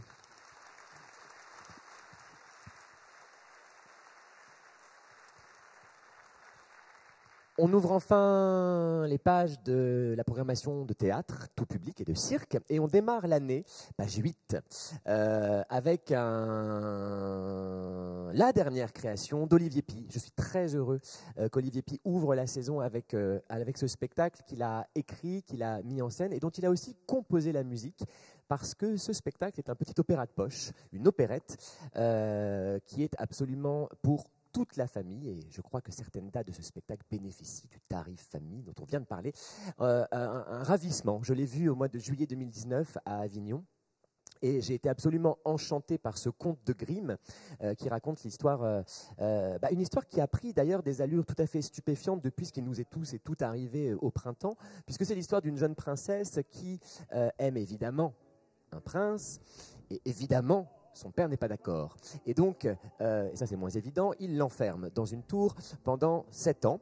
Et elle en ressort au bout de 7 ans et elle est au milieu d'un monde dévasté, ravagé par la guerre, par la misère. Ce prince est aux mains d'un général militaire diabolique et elle va aider d'une fille de vaisselle absolument hilarante et d'un jardinier tout à fait charmant. Elle va retrouver son prince pour essayer de rétablir l'harmonie dans le monde. Alors après ce qu'on a vécu, c'est vrai que l'idée de la résilience, l'idée du collectif, l'idée de rebâtir le monde qu'on retrouve au sortir de chez soi, tout à coup cette pièce prend des accents absolument universel. Je suis ravi qu'Olivier Py vienne ici. Ok, ça fait longtemps qu'il n'était pas venu parce que pour moi, il est l'un des plus grands poètes vivants et que c'est important de l'entendre et de voir son travail. Voilà, ce sera du 10 au 14 novembre. Le deuxième spectacle, c'est Inoxydable. Petite anecdote, Inoxydable, un texte de Julie Ménard, mis en scène par Maëlle Poésie. Au tout départ, je souhaitais qu'on accueille le très beau spectacle de Maëlle Poésie qu'elle avait fait à partir de l'Énéide de Virgile et qui s'appelait Sous d'autres cieux, qui avait été présenté à Avignon en 2019. Mais le Covid, encore une fois, est passé par ici et la tournée a tout bonnement été annulée, comme de nombreux autres spectacles. Et donc, ce spectacle n'était plus au répertoire de sa compagnie. Mais qu'à cela ne tienne, Maëlle Poésie avait dans ses tiroirs ce spectacle Inoxydable, ce texte inédit de Julie Ménard qui raconte l'histoire de deux amoureux, Syl et Mia, qui se rencontrent un soir lors d'un concert de rock et qui tombent éperdument amoureux, si amoureux qu'ils deviennent presque, qu'ils rentrent en fusion quasiment, qu'ils dorment toute la journée, ils passent leur nuit à s'aimer, à décapsuler les bières avec les dents, et à écouter du hard rock et des riffs de guitare. Ils sont complètement coupés du monde jusqu'à ce que, et c'est là le très très beau tournant dans la pièce, jusqu'à ce que le monde dont ils se sont extraits les rattrape et qu'ils soient obligés de partir, de s'exiler. Et à travers ce texte, Julie Ménard interroge la jeunesse, forcée de quitter son pays, de migrer, des difficultés du chemin. Au départ, ce spectacle devait être présenté dans les lycées, mais pour tous les publics, c'est-à-dire qu'on installait des spectacles dans les lycées, à la fois pour les lycéens, mais aussi pour le tout public, pour des questions d'organisation avec les établissements scolaires et toute cette période de Covid, ça n'est pas tout à fait envisageable. Mais qu'à cela ne tienne, on va mettre le spectacle ici même en salle de répétition et on fera venir le public ici, ainsi que les lycéens. Ce sera du 16 au 20 novembre. Ensuite, un spectacle de Pauline Bale, d'après Honoré de Balzac, Illusion perdue, du 18 au 28 novembre, en salle 400. Pauline Bale, peut-être, avait déjà prouvé son talent avec l'adaptation de très grandes fresques. Elle avait joué d'ailleurs ici l'Iliade et l'Odyssée avec brio. Eh bien, elle persiste et elle signe d'ailleurs dans les adaptations de grandes fresques, puisque là, Illusion perdue, la grande fresque balzacienne est portée par 5 acteurs et actrices seulement, la trentaine de personnages, et c'est assez stupéfiant, au milieu d'un concept scénographique en quadrifrontal, c'est-à-dire de 4 côtés de la scène, au plus proche des acteurs, pour raconter l'histoire de ce poète, Lucien Chardon, poète d'Angoulême, qui décide de monter à Paris et rêve de gloire et de succès, et qui va plutôt tomber dans le cynisme, dans le mensonge de la jungle parisienne, dans l'âpreté des rapports, finir par se corrompre. Hein. C'est un roman qui est tiré de la comédie humaine, hein. Donc on va assister à cette grande comédie humaine que Balzac nous a laissée, cette comédie sur nos humanités. Ce sera joué par la troupe flamboyante de Pauline Bale du 18 au 28 novembre, exemple de spectacles qui va rester longtemps ici au Quai et qu'on a très hâte de vous montrer. En 1974, une jeune femme, Patricia Hearst, qui était la petite fille de l'inventeur de la presse à sensation, William Randolph Hearst, c'est pas facile à dire, a été kidnappée par un groupe radical d'extrême gauche.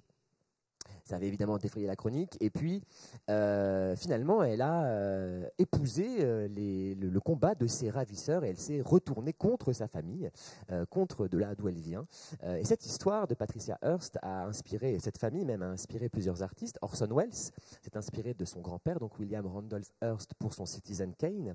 Et puis, cette Patricia Hearst, elle a pu inspirer un compositeur français dans une comédie musicale où une certaine Cristal se fait kidnapper par un certain Johnny Roquefort, une comédie musicale qui s'appelle Starmania et qu'on n'a pas vue depuis longtemps sur la scène. On se demande d'ailleurs quand est-ce qu'elle va enfin sortir. Bref, après Orson Welles et Michel Berger, c'est au tour de Vanessa Bonnet de s'emparer de cette histoire de Patricia Hearst et de changer son nom en Sarah Foster et de recontextualiser toute l'affaire aujourd'hui, dans un contexte résolument contemporain où le groupe radical de gauche est transformé en groupe radical féministe, et de réinterroger, Vanessa réinterroge avec ce spectacle la légitimité du geste révolutionnaire. C'est ce qu'elle fait à travers ces spectacles. Vanessa Bonnet est une metteuse en scène et une autrice nantaise, émergente donc, comme on dit. Le Quai est très fier d'aussi proposer à voir et à entendre l'émergence régionale. C'est l'une de ses missions. Ce sera en scène de répétition du 24 au 28 novembre. Page 16. Une drôle de page, la page 16. Qu'est-ce que c'est donc? Desk, département d'écriture pour la scène contemporaine, mais je ne vois pas de titre, je ne vois pas de nom ni d'auteur ni d'autrice, et pourtant, je vois un nom de metteur en scène, Laurent Breton, metteur en scène de la région hein, également, qui a d'ailleurs présenté cet été, peut-être l'avez-vous vu, Une laborieuse entreprise d'Anouk Lévin. Eh bien, pour résoudre cette page énigmatique, je vous propose d'accueillir Jenny Dodge et Damien Gabriac, les deux responsables du desk.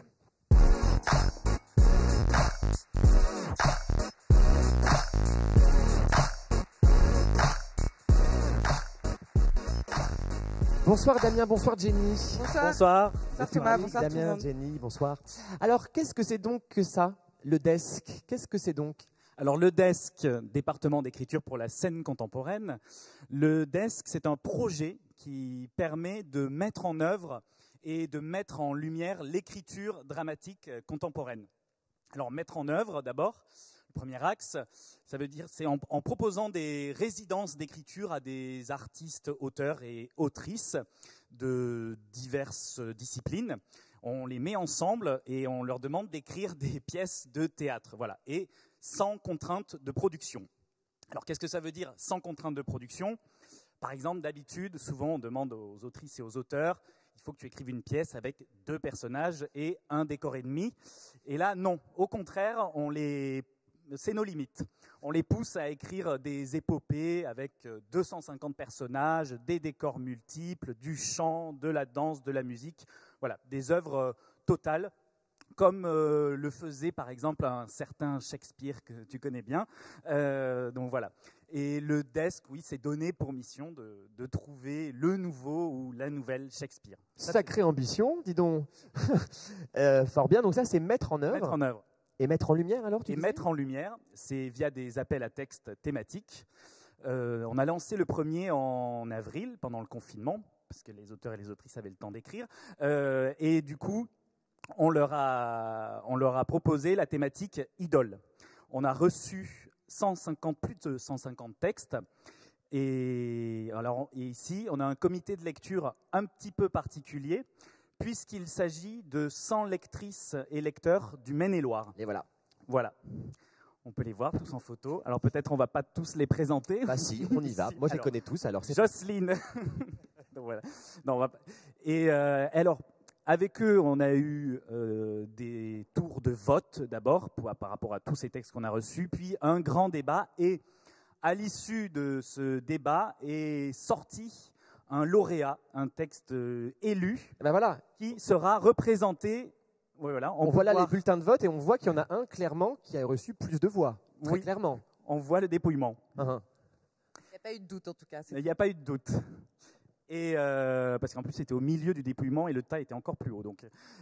Et donc, ce texte élu sera représenté le 28 novembre, le fameux spectacle mystère. D'accord, très bien. On en sait plus sur ce spectacle mystère? Mais voilà. Je fais comme si je ne savais pas, hein, évidemment. Admirer. On va garder le secret.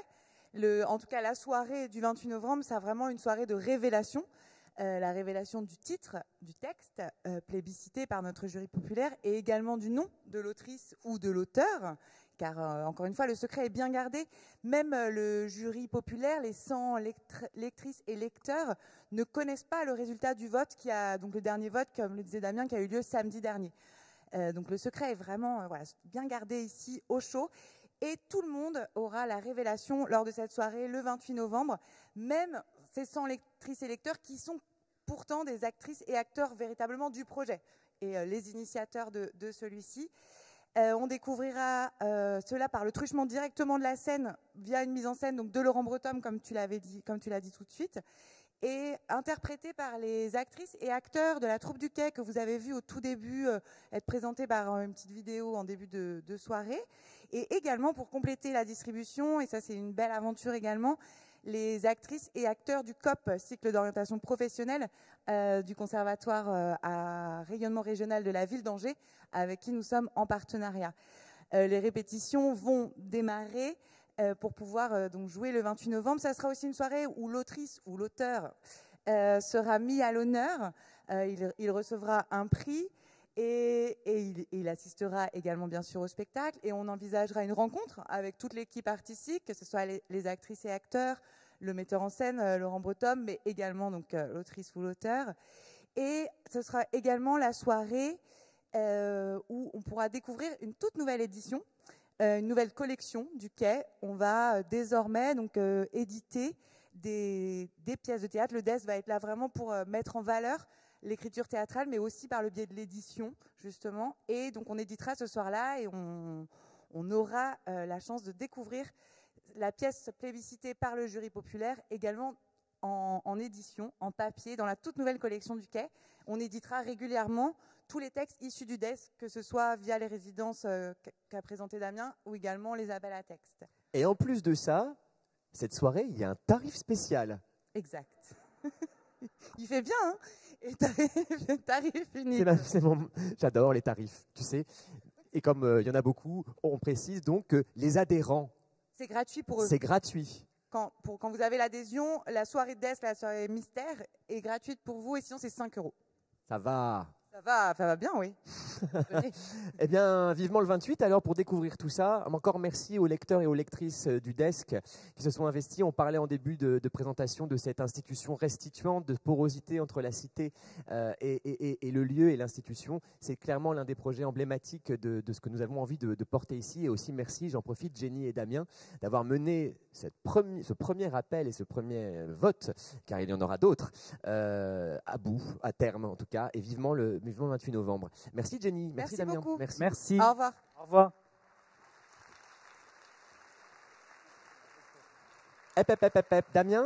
Damien, s'il te plaît, oui.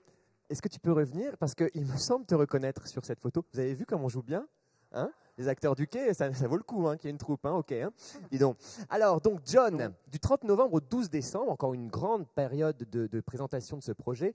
John, un texte de Wajdi Mouawad. Wajdi Mouawad, qui est le directeur du Théâtre National de la Colline, mis en scène par Stanislas Nordet, qui lui-même est le directeur du Théâtre National de Strasbourg, et où, visiblement, tu es acteur.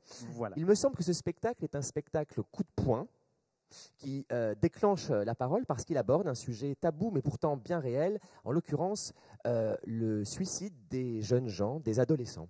Voilà, c'est un sujet difficile. Alors ce texte-là, c'est le premier texte de Wajdi Mouawad, qu'on connaît pour ses grandes fresques, Le sang des promesses, Les Sophocles. Et c'est une commande qu'il a eue au Québec. Alors c'est un texte en québécois. français-québécois, sur l'intolérance, comment qu'il a retourné en intolérance vis-à-vis de soi-même. Voilà. Et donc ça raconte l'histoire d'un jeune homme qui rentre chez lui avec une cassette vidéo qu'il met dans une caméra et il appuie sur enregistrer, il s'assoit et on comprend très vite qu'il est en train de faire ses adieux à tous ses proches. Voilà. Et tout le long du monologue, c'est une opération à cœur ouvert de ce qui se passe dans la tête d'un jeune homme qui prend cette décision.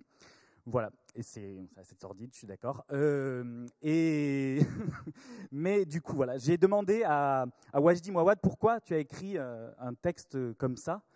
Et il m'a répondu, moi, quand j'étais jeune homme au Liban, parce qu'il est d'origine libanaise, en famille ou entre amis, on avait l'habitude de se retrouver, et pas forcément de se retrouver, même que ce soit dans la cuisine ou en voiture, on se raconte des histoires qui font pleurer. Et on pleure ensemble, tout simplement. Et en fait, c'est quelque chose qui est assez éloigné dans notre culture. Mais en fait, en jouant ce spectacle, j'ai joué plusieurs fois en milieu scolaire comme dans des salles pour adultes. Le fait de pleurer, de libérer cette catharsis ensemble, ça déclenche, oui, la parole. Et ça, c'est important sur ce sujet tabou. Donc voilà, c'est dans une mise en scène de Stanislas Nordet, qui a l'habitude des gestes coup de poing. Stanislas Nordet, que je connais bien et que nous connaissons bien, puisque c'était notre directeur pédagogique à l'école de théâtre. Du TNB à Rennes. Du TNB à Rennes. Et avec qui j'ai fait plusieurs spectacles. Et il m'a proposé ce rôle-là, notamment parce que j'ai joué dans la mise en scène qu'il a faite d'Incendie de Wajdi Mouawad. Et je jouais le jeune homme qui part en quête de ses origines. Et la fille qui jouait ma sœur aussi dans Incendie joue ma sœur dans John. Voilà, elle s'appelle Julie Moreau. Et donc voilà, ça fait 15 ans que j'ai une histoire fraternelle avec Wajdi Mouawad et Stanislas Nordet. Et juste, il y a une phrase de Wajdi Mouawad qui revient très souvent dans ses textes, et je trouve qu'elle parle beaucoup dans John. Et elle est dans John, c'est « L'enfant, c'est un couteau planté dans la gorge. Comment le retirer à présent ?» Et je trouve que cette question, en fait, qu'il cite à plusieurs reprises dans ses textes depuis 15-20 ans, voilà, ce spectacle tente d'y répondre, tout simplement. C'est important que le théâtre mette des mots sur des sujets comme ceux-ci, et c'est important que les grands poètes vivants s'en emparent. Wajdi Mouawad est l'un des auteurs qui sait le mieux sonder nos âmes humaines, à la fois dans leur lumière, mais aussi dans leur obscurité, qui arrive à éclairer les affres de nos humanités. Ce spectacle ne sera pas joué au Quai. Nous avons décidé qu'il circule un peu plus largement. Il sera joué à l'université, il sera joué au théâtre du Champ de Bataille et il sera joué au théâtre en bois. Merci Damien. Merci Thomas. Et à bientôt. Merci à toutes et tous. Bonne soirée.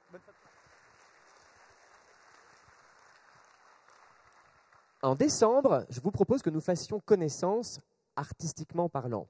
Parce que donc je suis metteur en scène, mais je suis aussi acteur. Alors ça veut dire quoi? Ça veut dire que des fois, je vais mettre en scène des spectacles dans lesquels je ne joue pas. Des fois, je vais mettre en scène des spectacles dans lesquels je joue. Et puis des fois, je vais pas mettre en scène des spectacles dans lesquels je joue. Voilà, c'est les trois possibilités. Et je vous rassure, la majorité des spectacles, comme vous le voyez, sont des spectacles que je n'ai ni mis en scène, dans lesquels je ne joue pas. Mais là, on va commencer le mois de décembre avec Racine. On est très content de faire revenir l'Alexandrin ici sur ce grand plateau avec Mithridate, pièce tragédie de Racine que va mettre en scène Éric Vignier et dont j'ai la chance de faire partie dans la distribution aux côtés de quelqu'un dont on vient de parler, Stanislas Nordet, qui lui-même aussi est un metteur en scène, acteur, Jutta Johanna Weiss, Jules Sago, que peut-être vous avez aperçu dans le Bureau des légendes, Philippe Morier-Genoux et Yanis Skouta. Voilà, je suis très heureux de cette aventure, mais je dois être honnête avec vous, quand Éric Vignier m'a appelé et qu'il m'a dit, voilà, on va jouer, je te propose un rôle dans Mithridate. Est-ce que tu peux me l'épeler, s'il te plaît?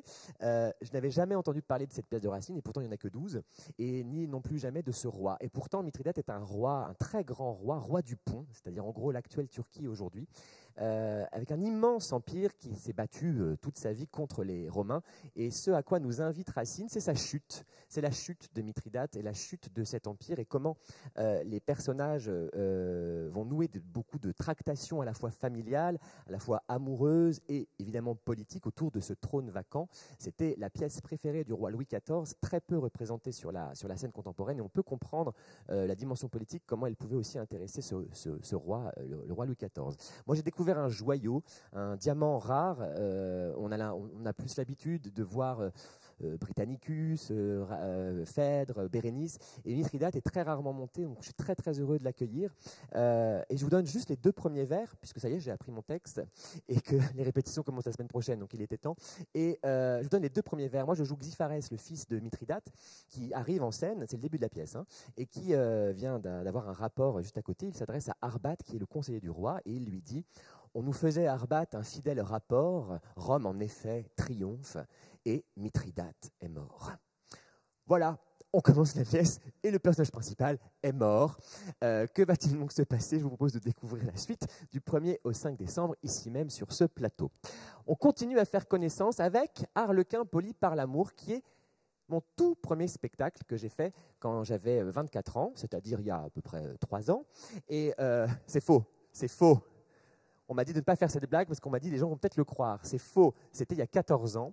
C'était mon tout premier spectacle avec ma compagnie quand je suis sorti de l'école du TNB et je me suis dit que c'était très joli de commencer à vous rencontrer par la mise en scène, même s'il y a eu depuis Madame Lucienne, mais c'était un impromptu lié à cette situation de quelle était, de me présenter à vous avec mon tout premier spectacle, car j'ai la chance de le voir depuis, et donc maintenant en fait vraiment 14 ans, sur les routes. Voilà, il ne meurt pas. C'est mon ado à moi qui circule depuis 14 ans. Alors, Arlequin poli par l'amour, ça raconte quoi? Ça raconte l'histoire d'Arlequin, bien sûr, qui est un très beau garçon qui dort dans un bois, si beau qu'une fée qui passe par là en tombe amoureuse et le kidnappe pour le mettre en son palais. Mais quand le jeune garçon se réveille, il se trouve qu'il n'est pas aussi intelligent qu'il n'est beau et qu'il n'a pas du tout de sentiment pour cette fée, qui va donc essayer de l'éduquer pour lui faire ressentir des sentiments envers elle. Mais c'est sans compter la rencontre avec une jeune bergère, Sylvia, qui va faire capoter les plans de la fée et qui va donc mettre en place un plan machiavélique pour séparer les amants. Un conte donc pour toute la famille, le tarif famille est possible, pour ce spectacle qu'on va jouer très longuement. Un conte, mais aussi, c'est la langue de Marivaux, et c'est ça qui est très très beau, pour moi Marivaux est l'auteur qui sait le mieux disséquer ce qu'est un cœur, que ce qu'est la question du sentiment. Cette pièce de 1720 continue à interroger la façon de tomber amoureux, comment on tombe amoureux, je vais y revenir.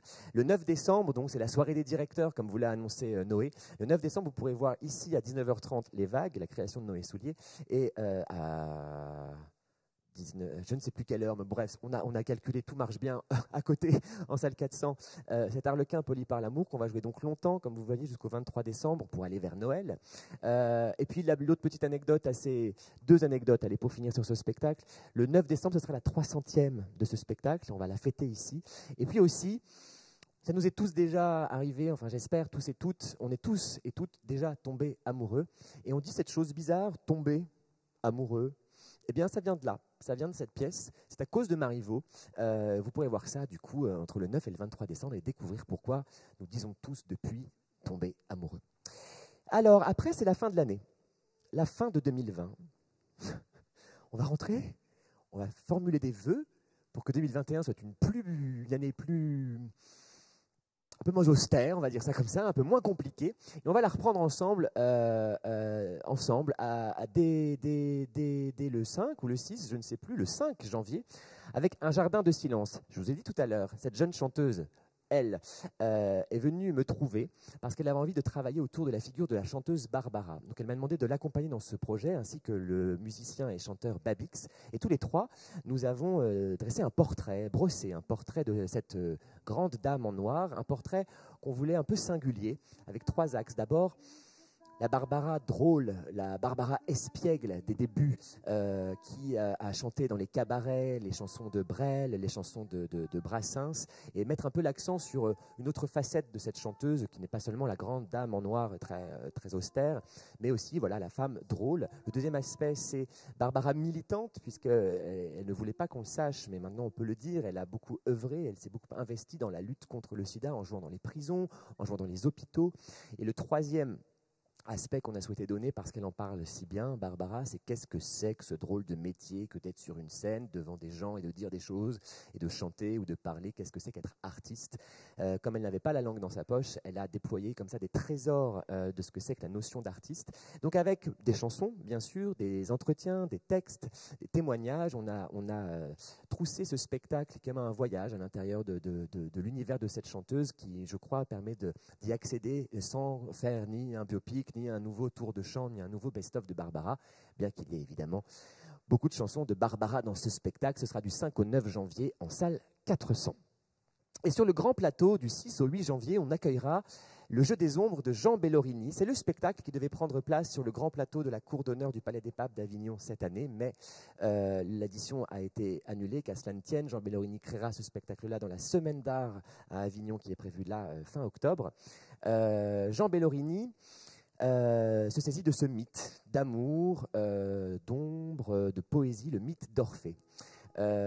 Orphée est le plus grand poète de la mythologie. Il fait avec son chant pleurer les rochers, il détourne le cours des rivières, il émeut les forêts et il a surtout réussi à émouvoir les gardiens de l'enfer pour aller récupérer sa dulcinée Eurydice.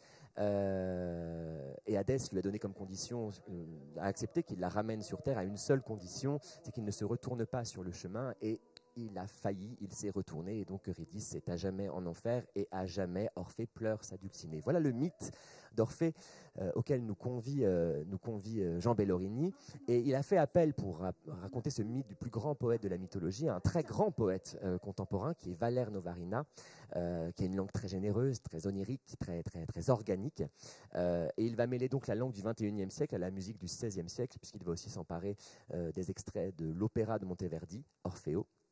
Jean Bellorini travaille sur la flamboyance des langues. Il a monté Victor Hugo, il a monté Rabelais, que vous avez peut-être vu ici d'ailleurs, il a monté Proust, il a monté Dostoïevski. Cette fois, il fait appel à un grand poète pour raconter l'histoire d'un autre grand poète, et ce sera du 6 au 8 janvier, ici même, sur ce plateau. Cirque. Les hauts plateaux, c'est un report d'un spectacle que nous avions, qui était prévu la saison dernière et qui avait été annulé par Mathurin Bolz, qui est l'une des figures les plus intéressantes du théâtre du cirque contemporain, et qui travaille pour ce spectacle sur la notion de ruine. Alors c'est triste la ruine parce que c'est ce qui est cassé, c'est ce qui a été détruit, mais c'est aussi ce qui est resté, ce qui a lutté contre la destruction, et puis sur quoi on peut rebâtir. Voilà à peu près à quoi nous invite comme voyage poétique Mathurin Bolz, avec 7 acrobates voltigeurs à travers des décors de maisons abandonnées, de paysages désertés. Ce sont des acrobates volants qui se jouent de la pesanteur et qui redonnent une espèce de poésie à la dévastation, mais aussi à l'espoir de reconstruire, de rebâtir. Des questions qui peuvent nous agiter beaucoup en ce moment. Je pense que c'est un spectacle qui va faire beaucoup de bien et qui est absolument magnifique. Ce sera le 14 et le 15 janvier sur ce grand plateau. Et enfin, dernier spectacle que nous vous présentons ce soir, à l'Ouest, et on n'est pas peu fiers d'accueillir la nouvelle création, et non seulement la création, mais la première, du collectif Bajour. Le collectif Bajour s'est fait remarquer avec leur première création à Avignon il y a quelques années, qui s'appelait Un homme qui fume, c'est plus sain, qui d'ailleurs est passé au THV à Saint-Barthélemy d'Anjou il y a quelques semaines, et qui avait un peu sidéré tout le monde parce qu'ils ont une façon de travailler absolument étonnante. Pour moi, c'est un peu un croisement entre Les Chiens de Navarre, vous voyez, qui était passé ici en novembre, avec ces choses assez hilarantes, et Claude Chabrol. Rien à voir. Ça crée quelque chose d'assez étonnant, c'est-à-dire, oui, c'est très drôle, c'est très tendre, c'est très fin, et aussi très noir, très acéré. Le collectif Bajour travaille sur la notion de famille. Ils arrivent très bien à aller dans les replis des secrets de famille et des liens et des rapports qu'on peut entretenir dans la famille. Et pour cette histoire, cette création absolue, puisqu'ils créent le texte, ils créent tout, ils ont décidé de partir du postulat que des frères et des sœurs assistaient à l'incendie de leur maison et continuent à vivre après ce traumatisme. Comment est-ce qu'on se construit un avenir quand le passé vient de partir en fumée? Comment construire une mémoire à la fois intime et collective? Quels sont les fantômes qui nous poursuivent quand les gens ne sont plus là? Voilà, beaucoup de noirceur, de brutalité, mais aussi, je vous l'ai dit, beaucoup de tendresse et de drôlerie. Ce spectacle sera donné en salle 400, la première ayant lieu le 28 janvier jusqu'au 2 février. Le collectif Bajour, qu'on est encore une fois très heureux d'accueillir. Voilà, vous savez tout des spectacles jusqu'au mois de février. Alors, contrairement aux années précédentes, la billetterie ouvrira demain. demain, ainsi que sur Internet, à partir de 13h. Vous pouvez retrouver tout aussi dès demain sur le site Internet. C'est bien, ça va nous laisser la nuit pour regarder la plaquette et tout ça, bien relire tout ce qu'on a préparé. Cette soirée a été préparée par Timothée Villain-Barini, Laurence Bedoué, Fanny Gauthier et Noémie Naudy. À la régie générale, ce soir, il y avait Jérôme Marpeau et François Mussillon. À la lumière, Nicolas Pilu et Délia Dufils. À la poursuite. La vidéo, Loïc Lebris et Wilfried Thierry, ainsi que Robin Aliel, notre cadreur pour la soirée. La machinerie était assurée par Olivier Blouineau et autour de cette soirée, toute l'équipe du Quai qui a œuvré dans le forum. Vous avez vu la nouvelle enseigne qui brille du Quai et toute la lumière qui a été refaite, toute la communication, bref, toutes les équipes du Quai qui ont préparé cette soirée avec moi. Et merci aussi aux intervenants qui sont venus sur scène à mes côtés. Je l'ai dit en début, ça ne devait pas se passer comme ça cette saison et cette soirée non plus. On aurait dû normalement se quitter, en boire des verres, danser, festoyer toute la nuit. Ça n'est malheureusement pas possible, on doit se quitter un peu abruptement, j'en suis absolument navré. Nous ne savons pas de quoi demain sera fait, ni les prochains mois, mais nous sommes certains que ces spectacles seront les petites lucioles, les petites lanternes dans notre quotidien troublé et chahuté. Cette maison est votre maison. Soyez-y les bienvenus tout au long de cette saison un peu particulière. On se retrouve du coup en février pour évoquer les spectacles jusqu'au mois de juin. Merci de votre attention, merci de votre écoute et merci de votre présence. À très vite au théâtre.